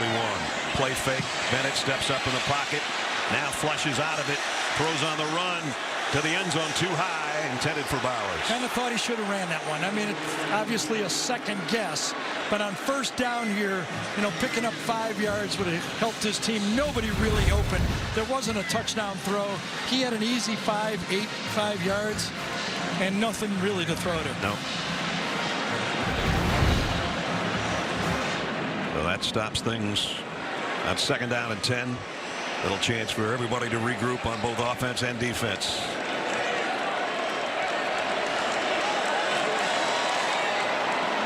McIntosh with Bennett in the Georgia backfield. Gonna flare it out to him. Looking for a block. Made one man miss. The rest of the Tide swarming to bring him down. So it was a very similar play that Ladd McConkey ran from the slot, this time to the running back. So it's the same blocking pattern. You'll see these offensive linemen go out, and they're going to try to cut it and cut back behind it, but nowhere to go on the play. A lot of traffic right in front that time. Braswell, number 41, was right there, nowhere to go. See, that's why that first down incompletion and not picking up the 5 yards comes back to haunt you on 3rd and 15. Even if Georgia doesn't get this 3rd down, they'd like to get it closer for Podlesny. If they're going to try a field goal, here comes a delayed blitz. Bennett, look out from behind. Got away. Now he's pointing to his blockers. Can he get there? He's close. Helms knocked him out. Well, this was an aggressive call by Pete Golding. 3rd and 15, he brings the safety blitz that he opened the game with. The lanes opened up, and just enough room, I think, for McConkey to for Bennett to get that first down. They have not moved the markers yet. It's real close, isn't it, one way or another?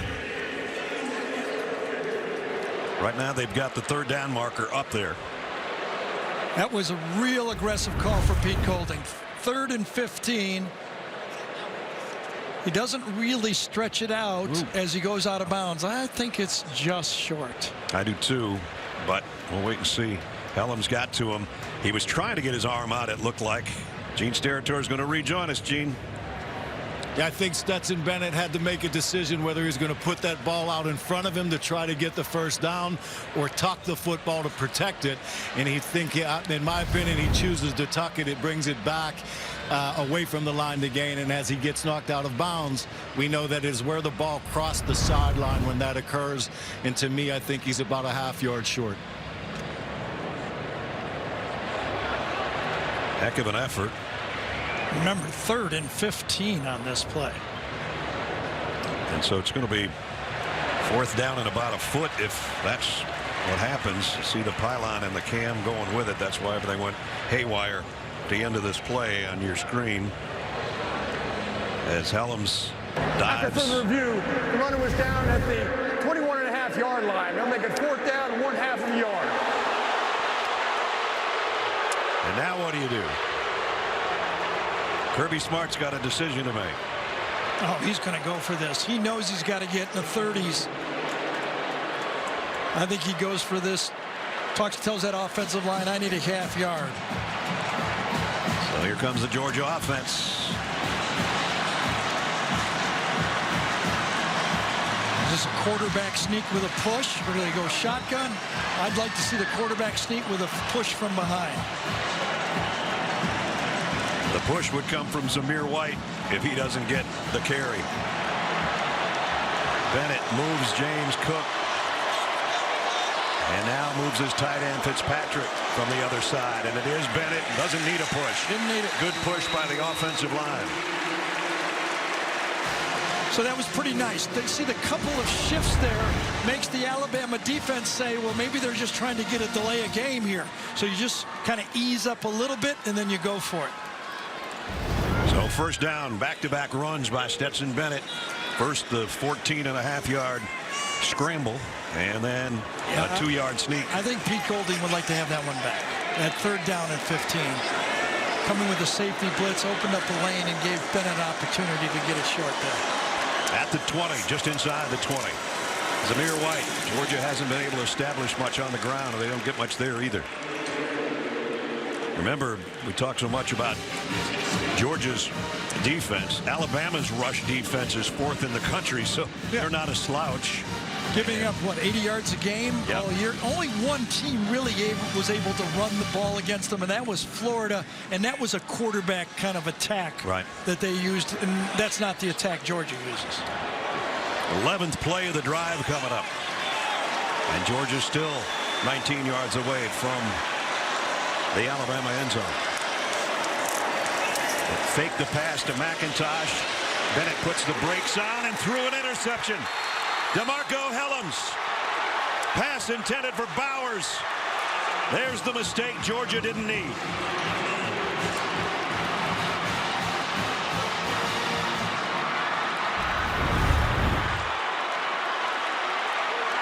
Fakes the blitz, wants to get it in the flat. It's covered, and then throws it without finding the safety. He wanted to go to Cook in the flat. That's defended. Oh, look at receiver stops on the play. Bauer stops. Quarterback thinks he's going to cross the defender. He stops, and you could see Bennett go, no.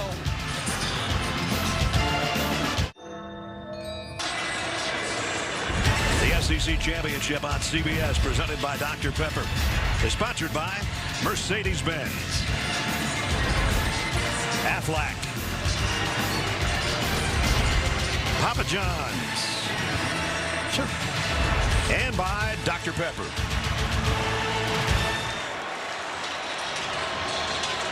Sure, did you want a Dr. Pepper, or are you just trying to... Did you hear that? Yeah. No, millions of people did. That was not good. 31-17 after the interception by DeMarco Helms, his 3rd of the year. Quick sidearm throw, Jamison Williams. About the same way they started the last series. Yep. Let's go back one more look at what happens when the receiver and the quarterback are on different pages. Okay, you start right here. He's coming off. Watch how he gets into the route. You think he's going to keep going across, but watch what happens. If you look at the other angle, once he stops, Helms beats him to the spot. He stops, and Helms looking at the quarterback, and he reacts to the ball.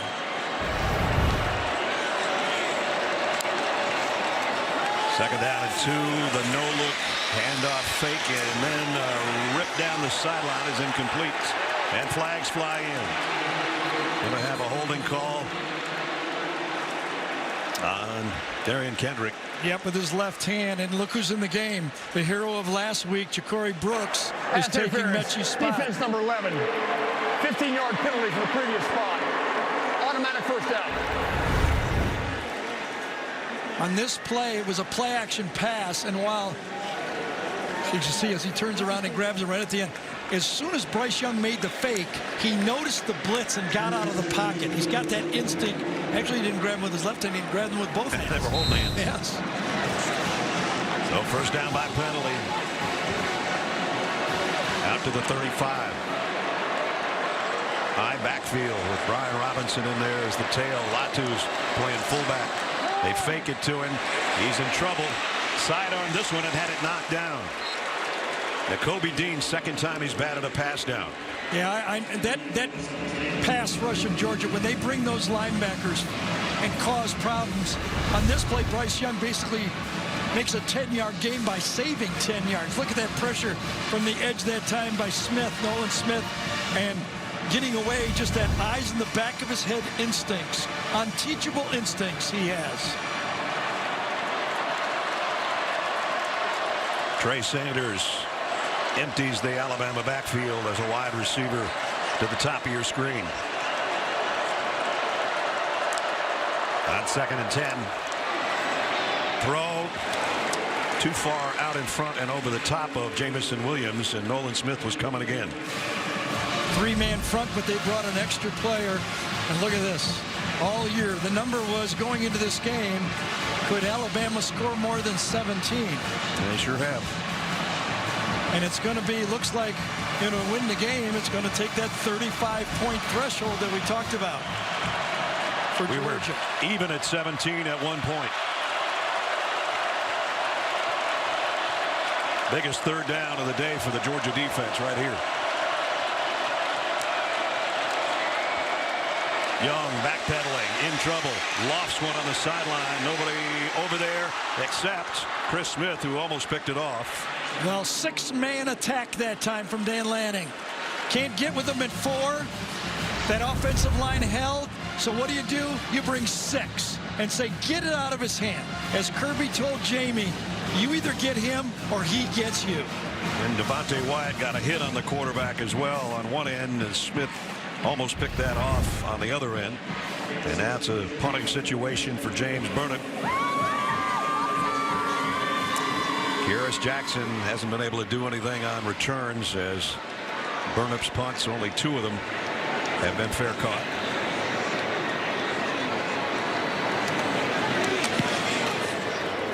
This one he might have a shot at from the 22. And he got about 5 on the return. Really pushing and shoving for the first time today.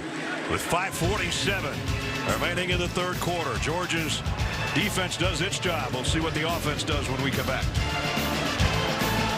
On the season finale. Look at our GMC game changer. Game changers, maybe, the offensive line for Alabama, Gary. Did. Plus, Bill O'Brien, the offensive coordinator, has mixed it up.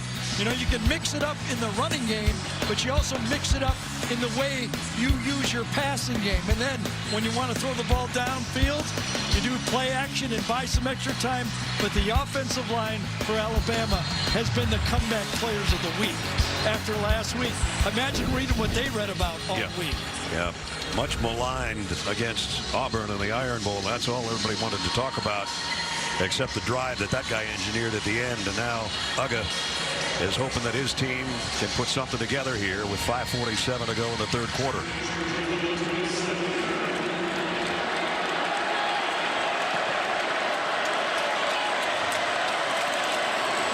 Throw out to Kearis Jackson. got upended by Josh Jobe after a pickup of about 4. So again, there's the kind of the theme of playing defense in modern day college football. You must tackle in space. Everybody's going to attack you with those short passing games. And if you don't tackle effectively, Jameis Williams is getting 8, 9, 11 yards, 4 yards you can live with. There's the numbers for Stetson Bennett. Nothing wrong with those except that 1 interception. But they're not as good as number 9 on the other side. Cook stops and goes and got a couple. Helms brought him down. It'll be 3rd down. So again, only 1 sack in the game. I mean, again, these two teams are 3rd and 4th in the country in total sacks, and only 1. Both offensive lines doing the job. George Pickens is back in the Georgia lineup. And Will Anderson is lined up to the left of the quarterback this time. 3 tight ends.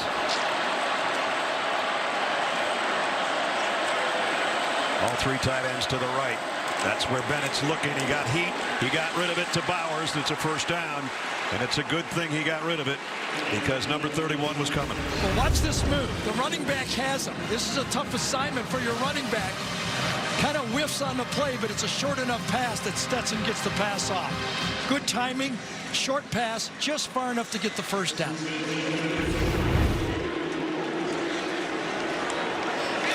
Surprised we haven't seen Pickens again, aren't you? Yep. Well, he was in on the last play, but it wasn't aimed his way. Yeah, nothing to him again. Rosemy Jack Saint is down to the bottom of the screen as a wide receiver that way. Bennett's looking the other way. And he's looking to get out of there, and he doesn't. Down he goes, and it's Fidarius Mathis. Well, he could feel the pressure coming from his left side. Jamari Salyer does a good job of pushing Will Anderson by him to the outside, but he feels it. And he has to get out of the pocket, cleans, but one more guy from the blind side gets him. 8th sack of the year for number 48. And remember, this Georgia offensive line has only given up 8 sacks all year. They're the best in the country at it. 2nd down and 11. Bennett's going to run. Looking for a blocker. He reaches that time with his hand, and this time I think he got the 1st down by stretching the ball out as he was heading out of bounds. You see he's going to put it out there with the right hand. Yes. Kind of did the splits. Stuck it out. Heard Gene talking to us that he didn't put the ball out last time. This time he didn't tuck it. And he stretched it into Alabama territory at the 46-yard line.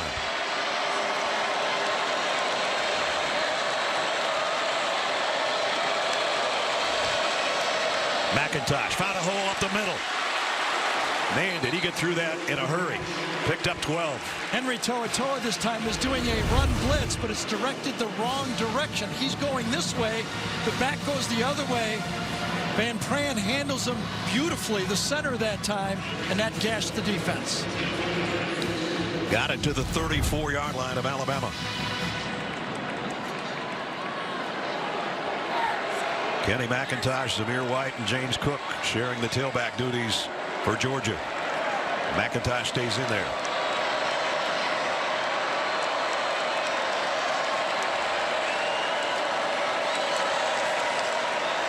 Bennett, quick throw on the slant. It was a little bit behind Bowers, but he made the catch anyway. A little bit of a great catch, right? It was significantly behind Bowers. And watch him, he had a one low catch before, and this one kind of cradles it. Georgia's going with some tempo here. A little bit of hurry up on 2nd down and 3. And it's McIntosh again, and he's down inside the 20. Darnell Washington that time, the big tight end, caught the touchdown pass early. Watch him this time come inside almost on an ISO block and get the key block on the play. Gets Harris that time, and Christian Harris had no chance. So Georgia's in the red zone. I like the patience of this drive by Todd Monken. He's not, down points, but it's just not all pass. Right. Great mix. 5 run, 3 pass. Let's see what he's dialed up here on first down.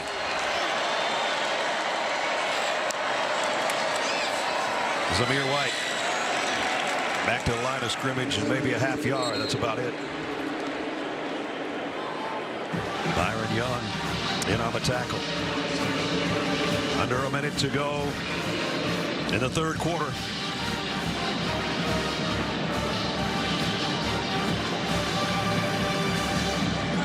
George Pickens just walked back in toward the Georgia huddle. Everybody looking at their wristbands, all three of those tight ends, and George says, I'm going this way. Kirby said we've got a small package of plays for him. Well, one-on-one to the outside. Ain't bad. With Josh Jobe. He's looking that way for a second. Now comes back the other way and throws it away. Stops the clock with 8 seconds to go in the quarter. Oh, the clock was still going there. And down to 4. On this play, Josh Jobe knew he had help from a safety, so he forced him wide. Watch this into the picture. Did we get him? Not quite. Could have been a one-on-one throw to the outside. Maybe should have let it go. That was the safest throw to the outside of the field over there. Not sure where that 4 seconds went. Maybe it won't matter, but now they put 3 back on. Okay. Thank you, guys. 3rd down and 9. Remember last time they blitzed on this. Bennett to the end zone. Touchdown. No, Bowers dropped it. Had it and couldn't hold it. So this is the patented combo defense that Alabama has been running throughout Nick's whole career. Okay, you know you're going to play combo. Here's the coverage right here on the inside. Tight end's going right down the middle. But the safety comes over to help and cleans it just enough. That's where the ball needed to go. But watch Helms come across and clean up the play. So Helms, who's got an interception and now a pass breakup in this quarter. Both big plays. Interesting decision here. 4th and long, no field goal. Stetson Bennett knew he put it right where he had to put it. His tight end just didn't hold it. Final play of the quarter. Full out blitz. Bennett lobs one. Nobody home. Incomplete.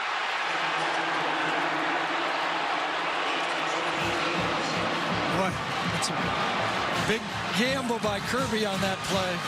Taking the 3. It's a whole quarter left to play in this game, down 14.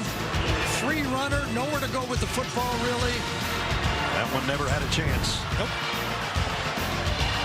End of 3. 3rd-ranked Alabama still has Georgia's number, at least to this point. 15 minutes left. Don't go away.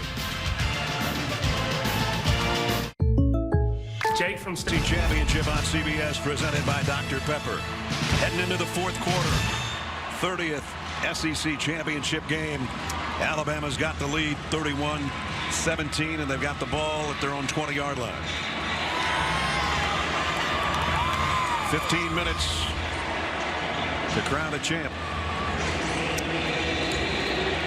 Bryce Young's been sensational. All by his lonesome in the Alabama backfield, and now Brian Robinson will join him.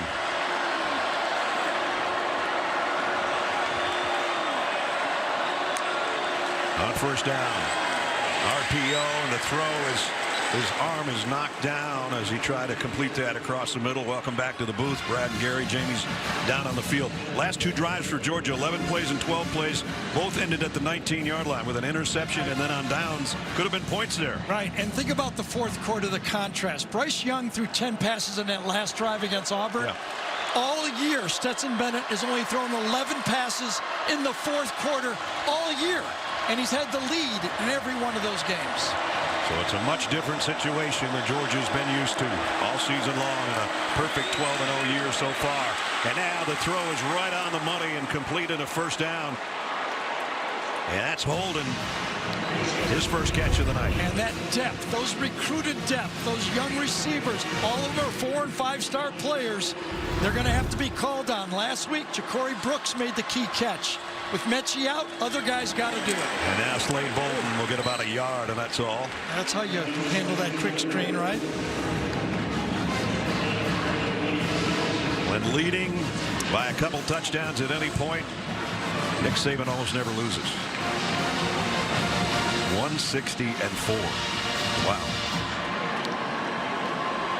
I feel like any draft, anything you put up there, you almost never lose. That's true. Scoring first, yes. Ahead at halftime, yes. All those things.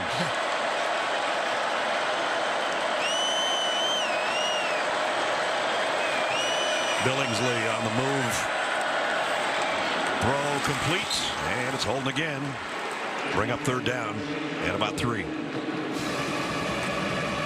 Again, the respect for that blitzing pass rush from Georgia. When those linebackers come, they're tough to handle.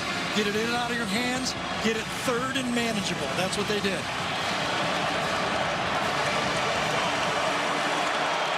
Can Georgia get a stop here? Third down and 3. A 380-yard night so far for Bryce Young. They're coming this time, I think. Yes, they are. Young has to throw this one away, so they got the stop they were looking for. Finally got pressure on number 9. Yeah, and the guys that make the plays and those types of blitzes all year have been those linebackers. 17, 41 coming off the edge. They're great rushers. 44, Trayvon Walker. Guy gets 285 pounds coming off the edge right there, Trayvon Walker. So that dog defense forces the punt. Yeah, and now it's time for the Georgia offense. The defense has set it up for them twice in a row. They need to produce now. Kearis Jackson waits down on the other end. And he's got a call for a fair catch right at the 20-yard line. So Georgia 80 yards away to try to cut into this lead. The 30th SEC championship. Alabama in control for the time being.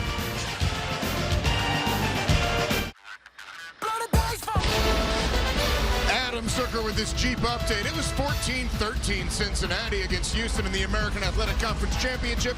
And then the number 4 team in the country scored 3 touchdowns in 5 minutes of the third quarter. There's Jerome Ford again. He's approaching 200 rushing yards on Houston's top 10 rush defense. Gave Georgia a nail-biter in the ballgame last year, guys. Yes, indeed. Georgia won that one on a field goal. Invesco brings you today's Scholar Athletes. Owen Cognan of Georgia and Will Anderson for Alabama. Invesco proud to support student athletes on and off the field with a donation of $1,000 to both Georgia and Alabama's general scholarship funds.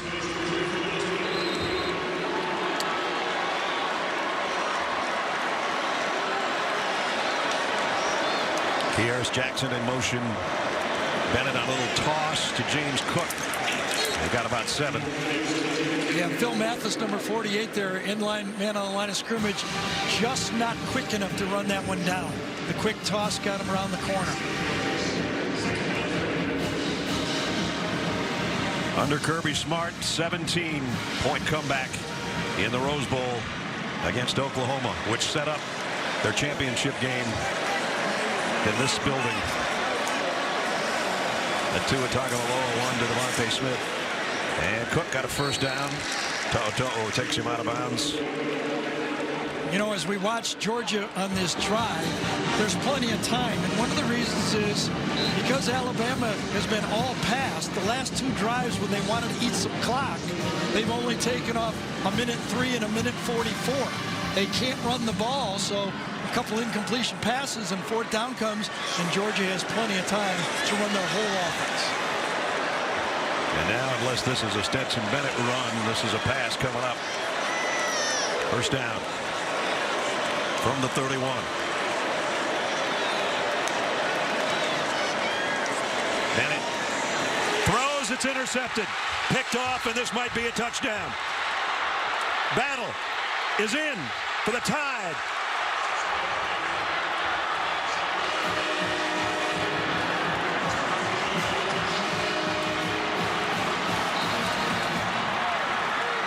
So Stetson Bennett thought he had 2 deep safeties. He didn't. He had a robber defense that time. He was fooled. He thinks it's too deep. It's not. He's going to cut through the play. He stalls, and then he's a robber, and he robs him. 40-yard robbery and a pick six for Jordan Battle. Second interception return for a touchdown this year. He pre-read it. He thought he had two deep safeties, a great disguise by Battle, and it produced 7 points. They officially call it a 42-yard return for the touchdown. Second interception suffered by Stetson Bennett today. One to Helms, that one to Battle, and the battle might be over.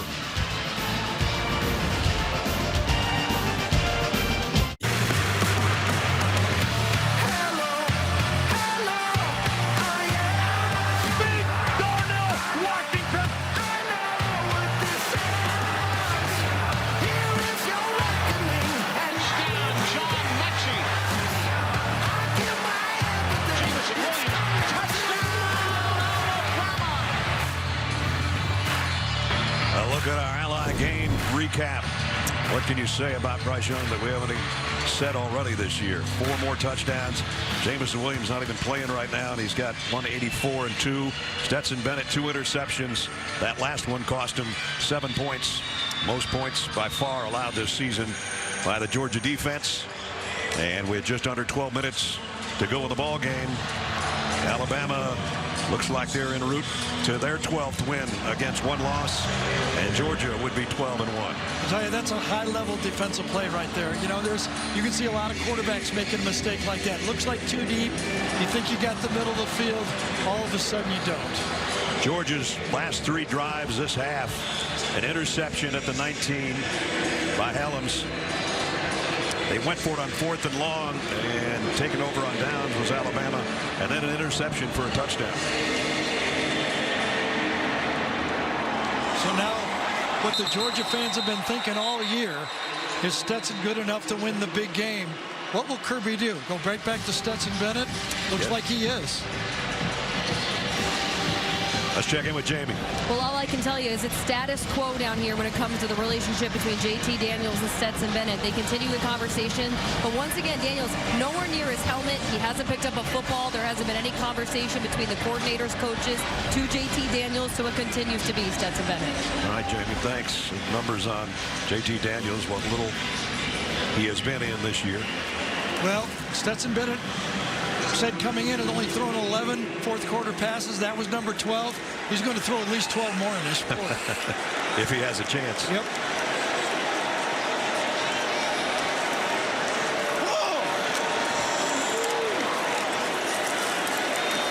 Crossing route, James Cook is checked down, got about 9. Toto brings him down along with McKinstry. So we talked about the 2 weapons, Bowers and Cook. They've controlled Cook. Bowers had a normal game, but Cook has not been a factor in the game. 5 of his 14. Cook got a first down. Job knocked him down. Down to 11.5 minutes. Everything Georgia does now, they should do with some urgency.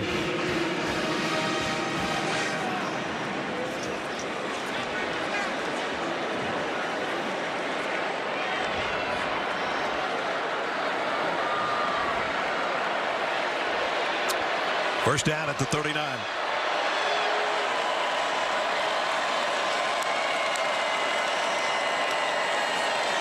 Bennett flushed out of the pocket again and throws it away.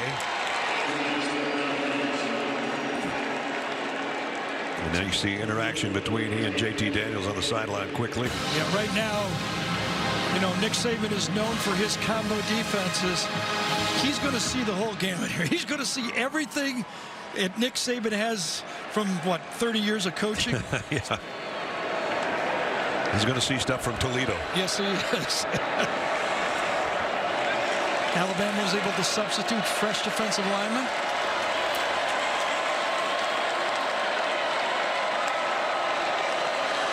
Just a 4-man rush. Bennett deep middle. Oh, got it to Bowers. Wow. Man, oh man. You know, he's not up for the Mackey Award. And with all due respect to Charlie Kohler of Iowa State, Trey McBride of Colorado State, and Jalen Weidemeyer of Texas A&M, and probably Michael Mayer of Notre Dame. I guess it's because he's a freshman. 31-yard pickup. But he has had one heck of a season. Best tight end season ever. As good a throw as you can make against that coverage. He knew he had Christian Harris. Back is to him. He throws it right at the back of him. Perfect throw. Your tight end goes up and gets it. Makes a play. Christian Harris is down right now. It looked like maybe a cramp. And he's trying to walk it off.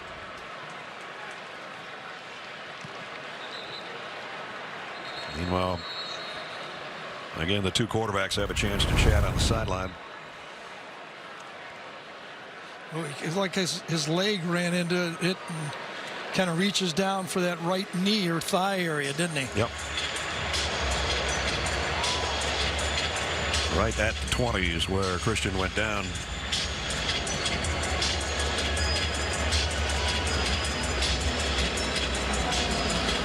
So he'll come off. Georgia has a second down and less than a yard. And remember, it's going to be tough for Alabama to kill clock here. So, still a ball game.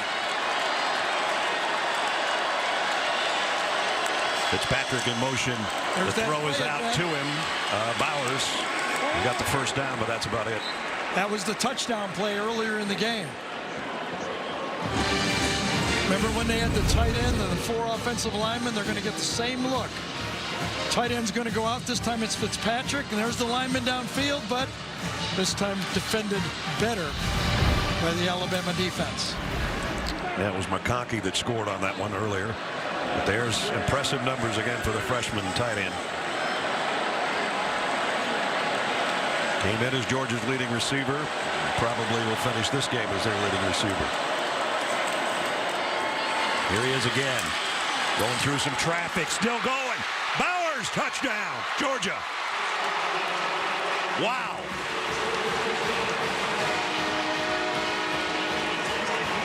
Nice drive. Nice answer by Stetson Bennett right there.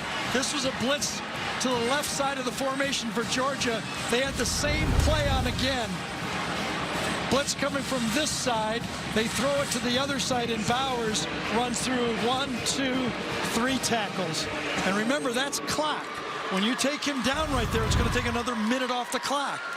Big effort, big play by Georgia. That's ties the single season touchdown record for receptions. Terrence Edwards had 11.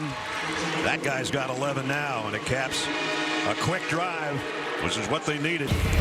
75 yards in 7 plays, a little over 2 minutes for Stetson Bennett to get it to number 19, his favorite receiver. And it's down to a 2-touchdown advantage for Alabama. The SEC Championship on CBS, presented by Dr. Pepper, is sponsored by T-Mobile. Wheels Up. GMC. And by Dr. Pepper. 9:42 remaining in the 4th quarter. Reminder coming up before we're done, the play of the game presented by Jersey Mike Subs. Georgia got back within 2 touchdowns on another touchdown pass. Bowers 11th of the year. Today 7 catches, 100 yards, and a touchdown. Just in the second half, 6 catches, 82 yards, and a score.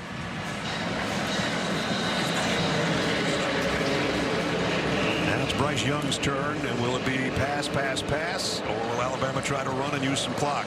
We'll see. Camarda to kick off. And the tide will work from the 25. Yes, remember you.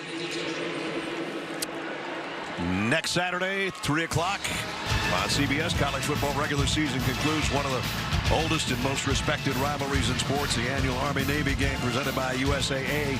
Live coverage starts at 2:30 Eastern with State Farm College Football today. A game of honor, Army and Navy, next Saturday on CBS.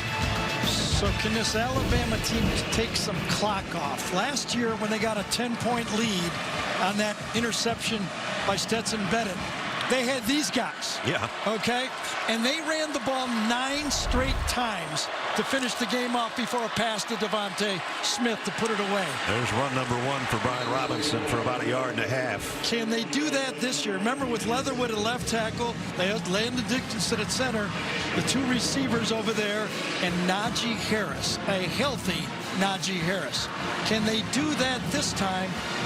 9 straight? How many straight are they going to be able to run it here and keep the clock?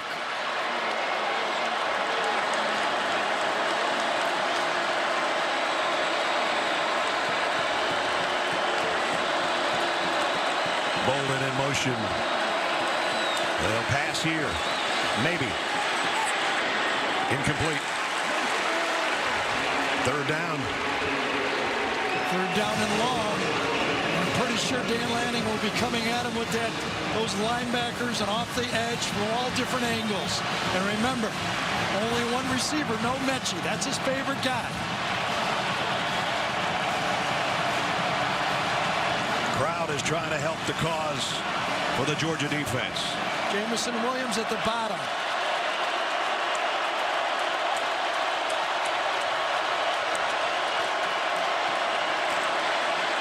Young. Wide open was Slade Bolden. I don't know if he got a 1st down. He did not. He's a yard shy. Well, what do you do here? Nick's going to look at this and say, I didn't make it last week when I needed 1.5 yards.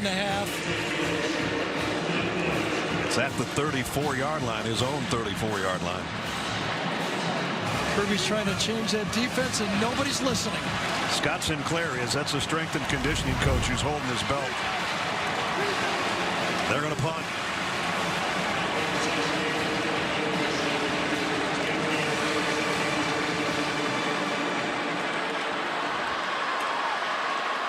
Looked a little confused bringing the punt team out there.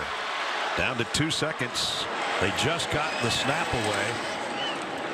And fair catch called for at the 21-yard line. So the last 3 drives, Alabama has not been able to take even 2 minutes off the clock on any of those 3 drives.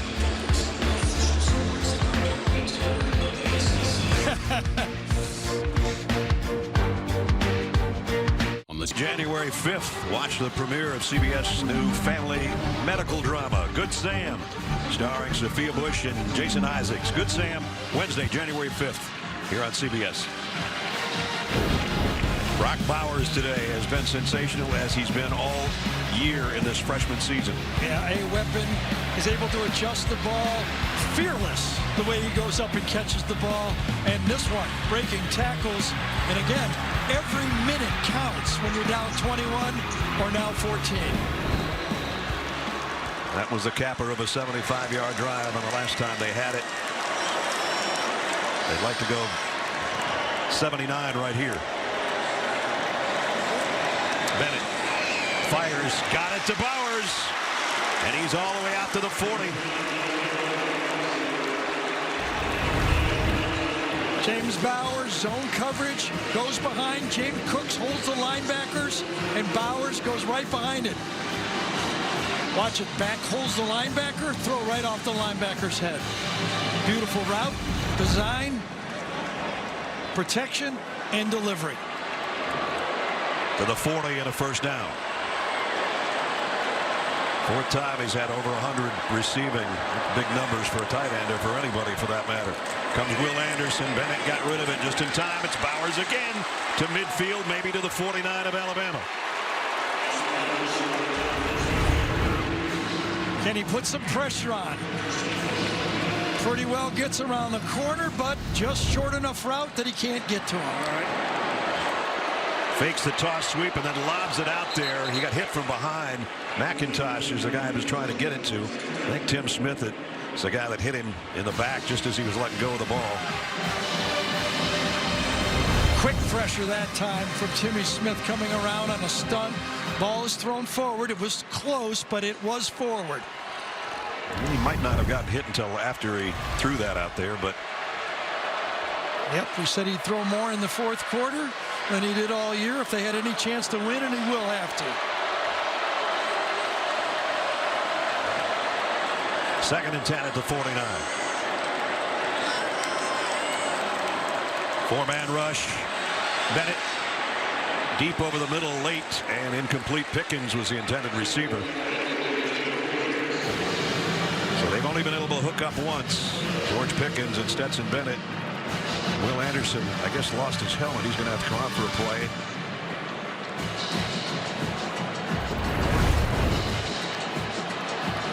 Just as he kind of rolled down the leg of Bennett, and that ripped it right off. So that gives Georgia's offense one breather here, one play. That they don't have to look for number 31. Got to think 4-down territory as calls, as you're calling it. You could throw for 5 or 6 yards and survive here.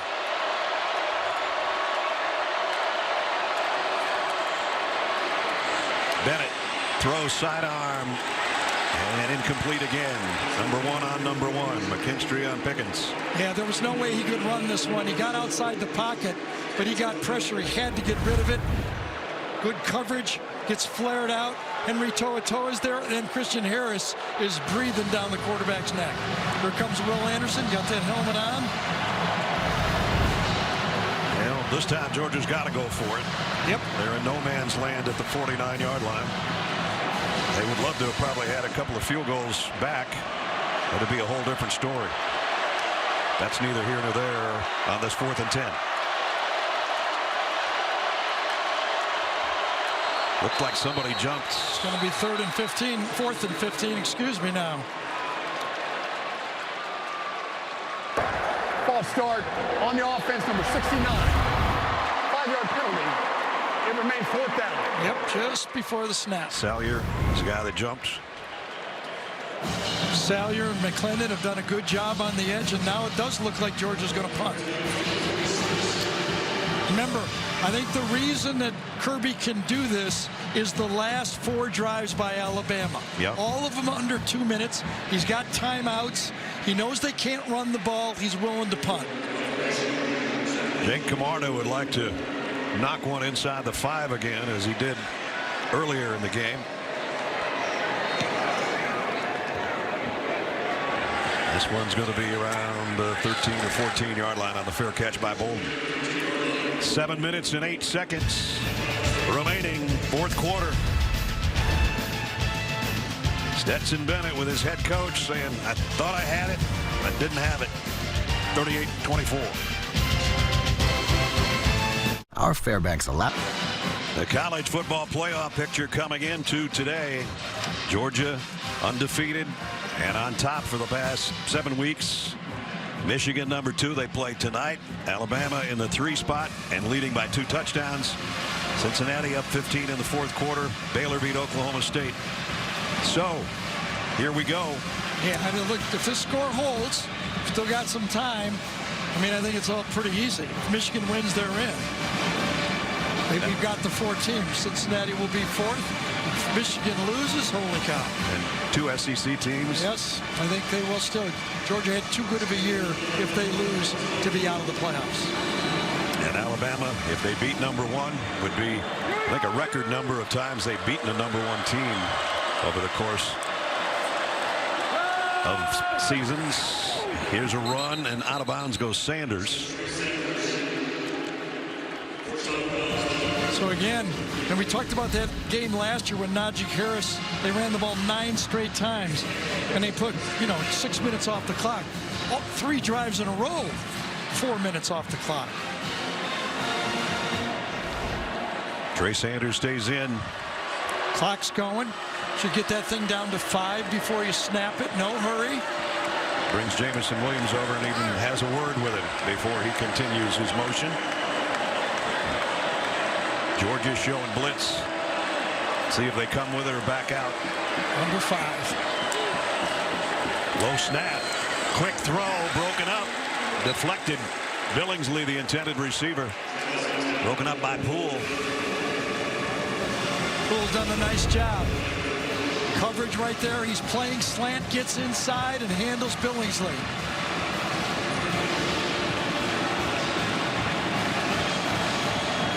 Now Robinson checks back into the backfield. 3rd down and 5. You got to believe Robinson's in there to pick up the blitz. because it'll be coming. Here they come. Bryce Young fires down the middle, and he's got it to Slade Bolden. Big first down across the 40 out near the 44-yard line. Boy, pretty play this time from the bunch. Bolden is at the tip of the bunch right here. He goes deep and allows a little crisscrossing behind him, and then he feels the area. Bryce Young hung in there, had the protection, had the time, and he delivered the first down. Again, give credit to that Alabama offensive line. Picked up that blitz. Bryce Young hung in there. I don't know how he sees it all at his size, but he sees it. You saw the faces of the Georgia fans. They've had that feeling before, more than once against Alabama. Loss of 2 or 3 for Robinson. Bryce Young today. He's done everything. Sure has. Including that little shovel pass. Gets the pressure. Nobody's open. Overloaded to the side he wanted to go. He says, well, then there better be nobody over here. And there wasn't. That's his 3rd rushing touchdown of the year. Then aired it out to the speedster, Jamison Williams. Part of another remarkable day for number 9. If he wins today, do they just do the Heisman Trophy thing right here? I think we should just take it over to the College Football Hall of Fame down the street. That'd be good enough. Not over yet, but if he 412 yards and another quick slant. This one just didn't too far in front of Jamison Williams, but it's going to be a flag. From behind, Jamison Williams, the far judge, called it. That's his job, as Gene told you earlier. Pass interference, defense number 11. The penalty will place the ball at the spot of the foul and include an automatic first down. So first they pick up a 24-yard pass play on 3rd down to Bolden, and now a pass interference at the 5-minute marks put the ball at midfield. Yeah, now Kirby's going to have to start using his timeouts. Okay, with 5 minutes to go, he's got to score twice, so that means a drive, an onside kick already. He's got to start thinking timeouts. If he gets a stop here for little or no gain, he may use one right here. And I guess there was a whistle before that snap. False start. False start. Offense number 81. 5-yard penalty. It remains first down. Ratu, the tight end, jumped. Look at the numbers for these guys. 2nd most passing yards, 2nd most receiving yards in the 30 years of the SEC championship. Alabama in this game for the 14th time, which is a new record. They were tied with Florida. Georgia in it for the 9th time and trying to get over the Alabama hurdle. And that hurdle is still 14 points high. Robinson spins his way to midfield.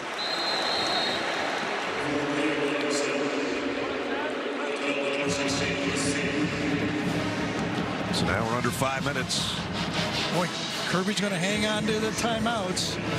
It's going to cost him about 35 seconds.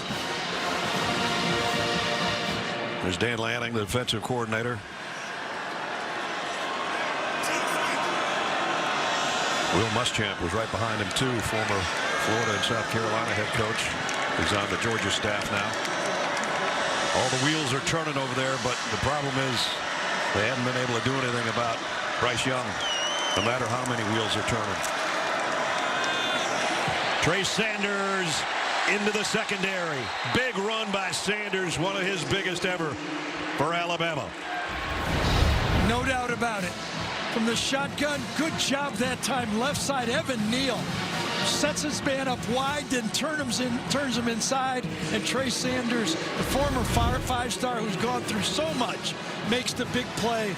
Another sub for Alabama, making big plays at the end of games. Trey, who had a foot injury as a freshman and then injured a hip in a car accident his sophomore season, had to rehab like crazy. He's hurt right now, but he's going to feel better when he sees that run. I don't know what happened to him when he got to the sideline, but that was a huge play and a first down. And now it's back to Brian Robinson, who just wants to stay in bounds. Georgia's going to shove him out.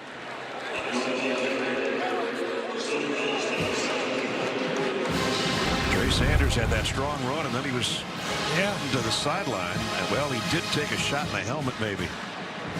He looked to be okay when he got up. Well, he went down like he was a bit out of it, right? Yeah. So they're looking him over on the sideline. They do have him back up on the bench now. Still surprised Kirby's not taking timeouts. I got to admit, I thought he'd take it at 5. Now it's down to 3, and he hasn't used it. Latu, the tight end in motion. Quick throw out. And a first down to Brooks, who's the hero last week. And another first down. Safe play, good blocking up front by the 2 wide receivers. Coming across, Latu handles it. Nobody there. They got the called play right into the slot blitz. Got the perfect play into the call from the defense. Slade Bolden got a late block that gave him the extra 4 yards to get the first down. So on this one drive, they've kept the ball longer than they did the 3 previous drives. And Georgia still doesn't take a timeout. We're under 2.5 to go. SEC championship history. Remember how long ago that was? It just seems like yesterday or last year. There's a loss on this play. Alabama started this drive with just over 7 minutes on the clock, so they've used almost 5. Georgia finally takes a timeout with 2:13 remaining in the fourth quarter. Heading into retirement, you want to... 15 remaining in the fourth quarter. Alabama with a 2-touchdown lead. As we take a look at the player of the game presented by Mercedes-Benz, was there ever a doubt? Here's the numbers on Bryce Young today. 421 more yards passing, 40 on the ground, including a rushing touchdown. On the year, he's over 4,300 yards throwing the ball and 43 touchdowns and 3 on the ground.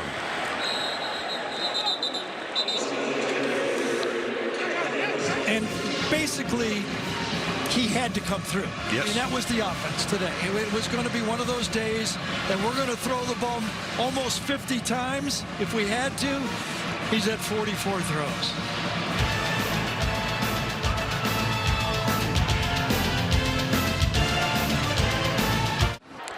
Reminder, Adam, Rick, and BJ are standing by with the championship Saturday highlights and their thoughts on the always evolving playoff picture, including what's happened here today. That's all coming up in the college football postgame show presented by Rocket Mortgage. 3rd down and 9 here. Georgia's down to 1 timeout. And Bryce Young is going to be under center with Brian Robinson, the tailback in the eye, who gets the carry, and he's going to get dropped for a yard loss. So it's 4th down. Alabama will go field goal, trying to make this a 3-possession game. What a drive. That's the drive they needed. That crossing route to Bolden, that was the play. Yep. The offensive line picked up the blitz, handled it, picked up the first downs, and that really what broke it open. That throw to Bolden was good for 24 yards, got him out to the 43-yard line, and then they went back to the ground game. Trey Sanders got him a big run, was shaken up, came back in. Brian Robinson got him where they are right here as Reichard will try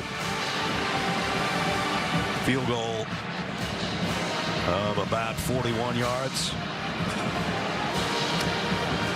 Well, I remember years back when Georgia blocked one against Alabama and Alex Ogletree took it all the way. They could use one of those They right could. now. Jalen Carter's blocked a kick this year. Jordan Davis has blocked a kick this year. Yep. This will be a 41-yard field goal attempt.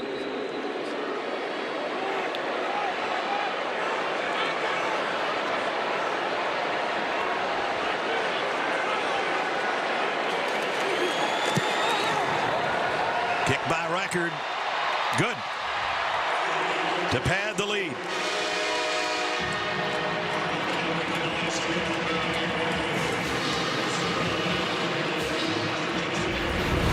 Slade Bolden leading the cheers. Bryce Young going, that's money Ball right there.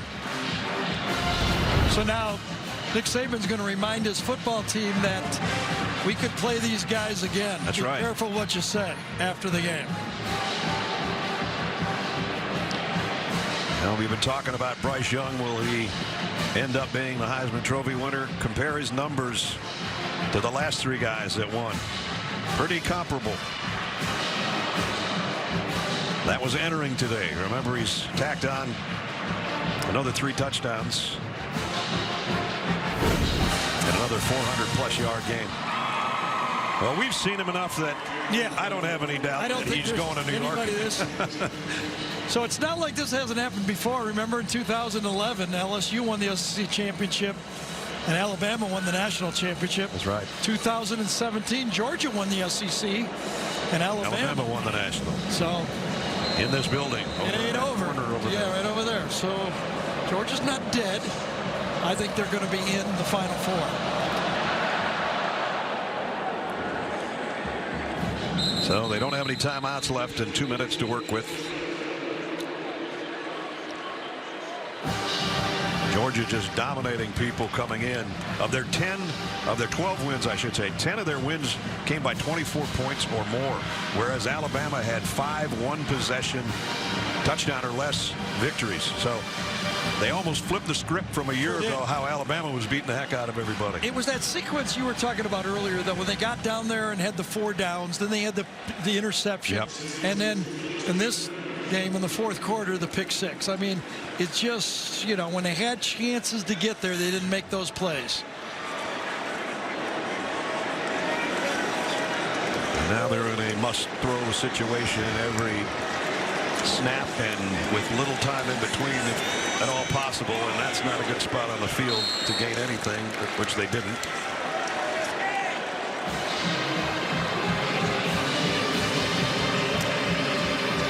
So the first time Georgia has ever gone 8-0 in conference play, but the +1 here in the SEC championship is going to go Alabama's way. Blitz coming, throws to the outside to who else? Bowers got what he could, got out of bounds.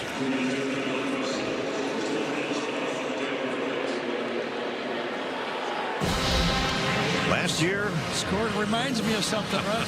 Yes. Now you seriously, you couldn't have told me that. I probably have it written down. I know I do, but I didn't notice until just now. That was in the regular season. Yeah, they had that 10-point lead, and then Devontae Smith caught that, you know, over-the-shoulder pass at the back of the end zone from some guy named Mac Jones. Yeah, I don't know. I wonder what both those guys are doing. Yeah. 3rd and 1. 3rd and 2 more plays if they need them. Here comes Will Anderson storming around the corner. Down goes Bennett. Got him. Had a corner blitz on that time. Leading the country in sacks and just tacked out another one. When you're on that short hash over there, you always got to be ready for it. Picked up well inside by Kenny McIntosh. A 31 grabbed him. Might be the last play right here. Unless they connect. And 4th and 7+, they will. McIntosh gets the first down, but they're under a minute. No way to stop the clock except to move the chains.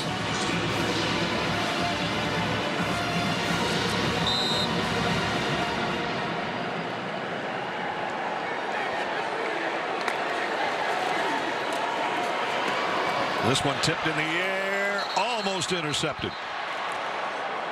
Boygby, that would have been a gift. And if Boygby had one last year, it was like the 3rd play of the game.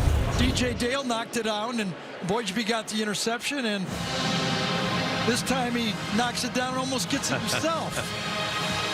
Would have been a heck of a play, and he's like, oh, that close.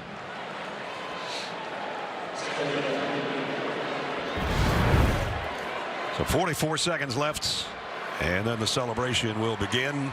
This crowd was probably, I'd say 65% Georgia loaded today in Mercedes-Benz Stadium. And so the ones that are hanging around still making noise are Alabama fans.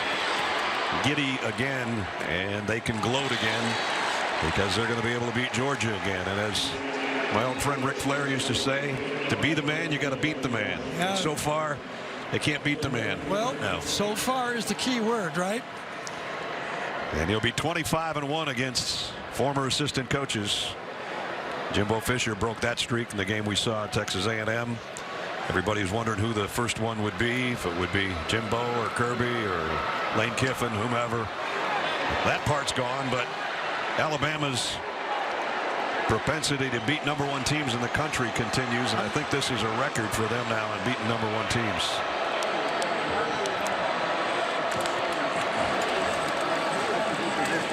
Bennett, short across the middle. Kearis Jackson dropped it. Give the umpire a good PBU there. He was right in the middle of the throw, and receiver had to kind of get around him at the last second.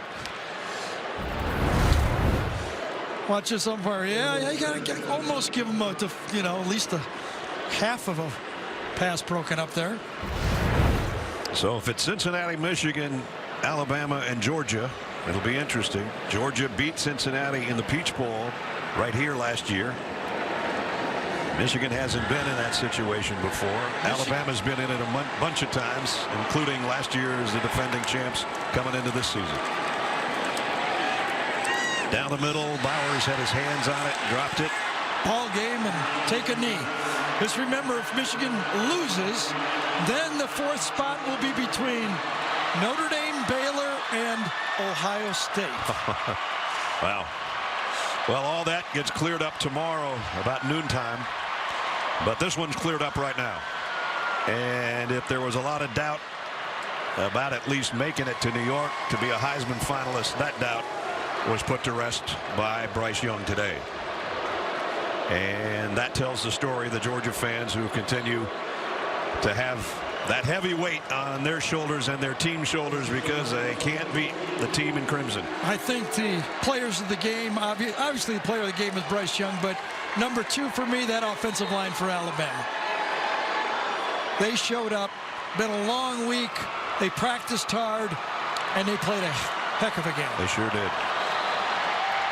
And as we said about 4 hours ago in the open, heavy is the head that wears the crown. Well, the crown is still Alabama's as far as SEC champions, because the Crimson Tide are your 2021 Southeastern Conference champions in this 30th title game. And 2 guys that worked together for a long time, good friends, except when they get together in this building, it's more fun for Nick than it is for Kirby. Congratulations to Alabama.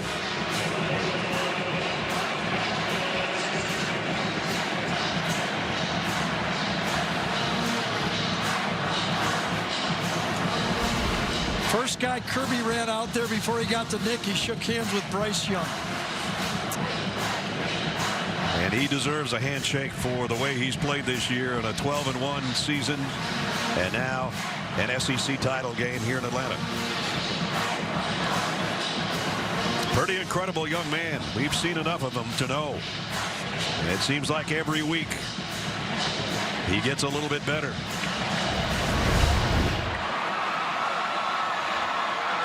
There's one happy star, Will Anderson, who just got a sack near the end of the game. Stetson Bennett played well, but not good enough. And the interceptions hurt. And the Georgia team will hurt for a while. Let's go down to Jamie with Coach Nick Saban. Coach, you just put 41 points up on a team that was only allowing 7 a game. Did your team just play the perfect game? Well, we did play great on offense, and obviously Bryce played a magnificent game. Receivers did a good job. I think our O-line did a really good job of blocking pressures, so he had a chance to operate, which we thought was really important in the game. But this is a great team win. I mean, I know our defense gave up some plays, but they got them stopped when they needed to. Winning the SEC is a big thing, and I'm so proud of all the fans that we have here, the state of Alabama, and all of our players for how they played and competed in this game. I mean, everybody wanted to gain a little respect, and I think maybe we did. You touched on them once, but I want to circle back to the offensive line. What did you do this week to get them shored up after such a challenging game in the Iron Bowl? Well, I think the coaches did a really good job. We did a good job with the Texans. Bryce did a good job of preparing to get them in the right place. So it was everybody contributed in a very positive way, I promise you. I'll let you go celebrate, and I'm going to talk to this young man right here, and I'll let you guys hug it out.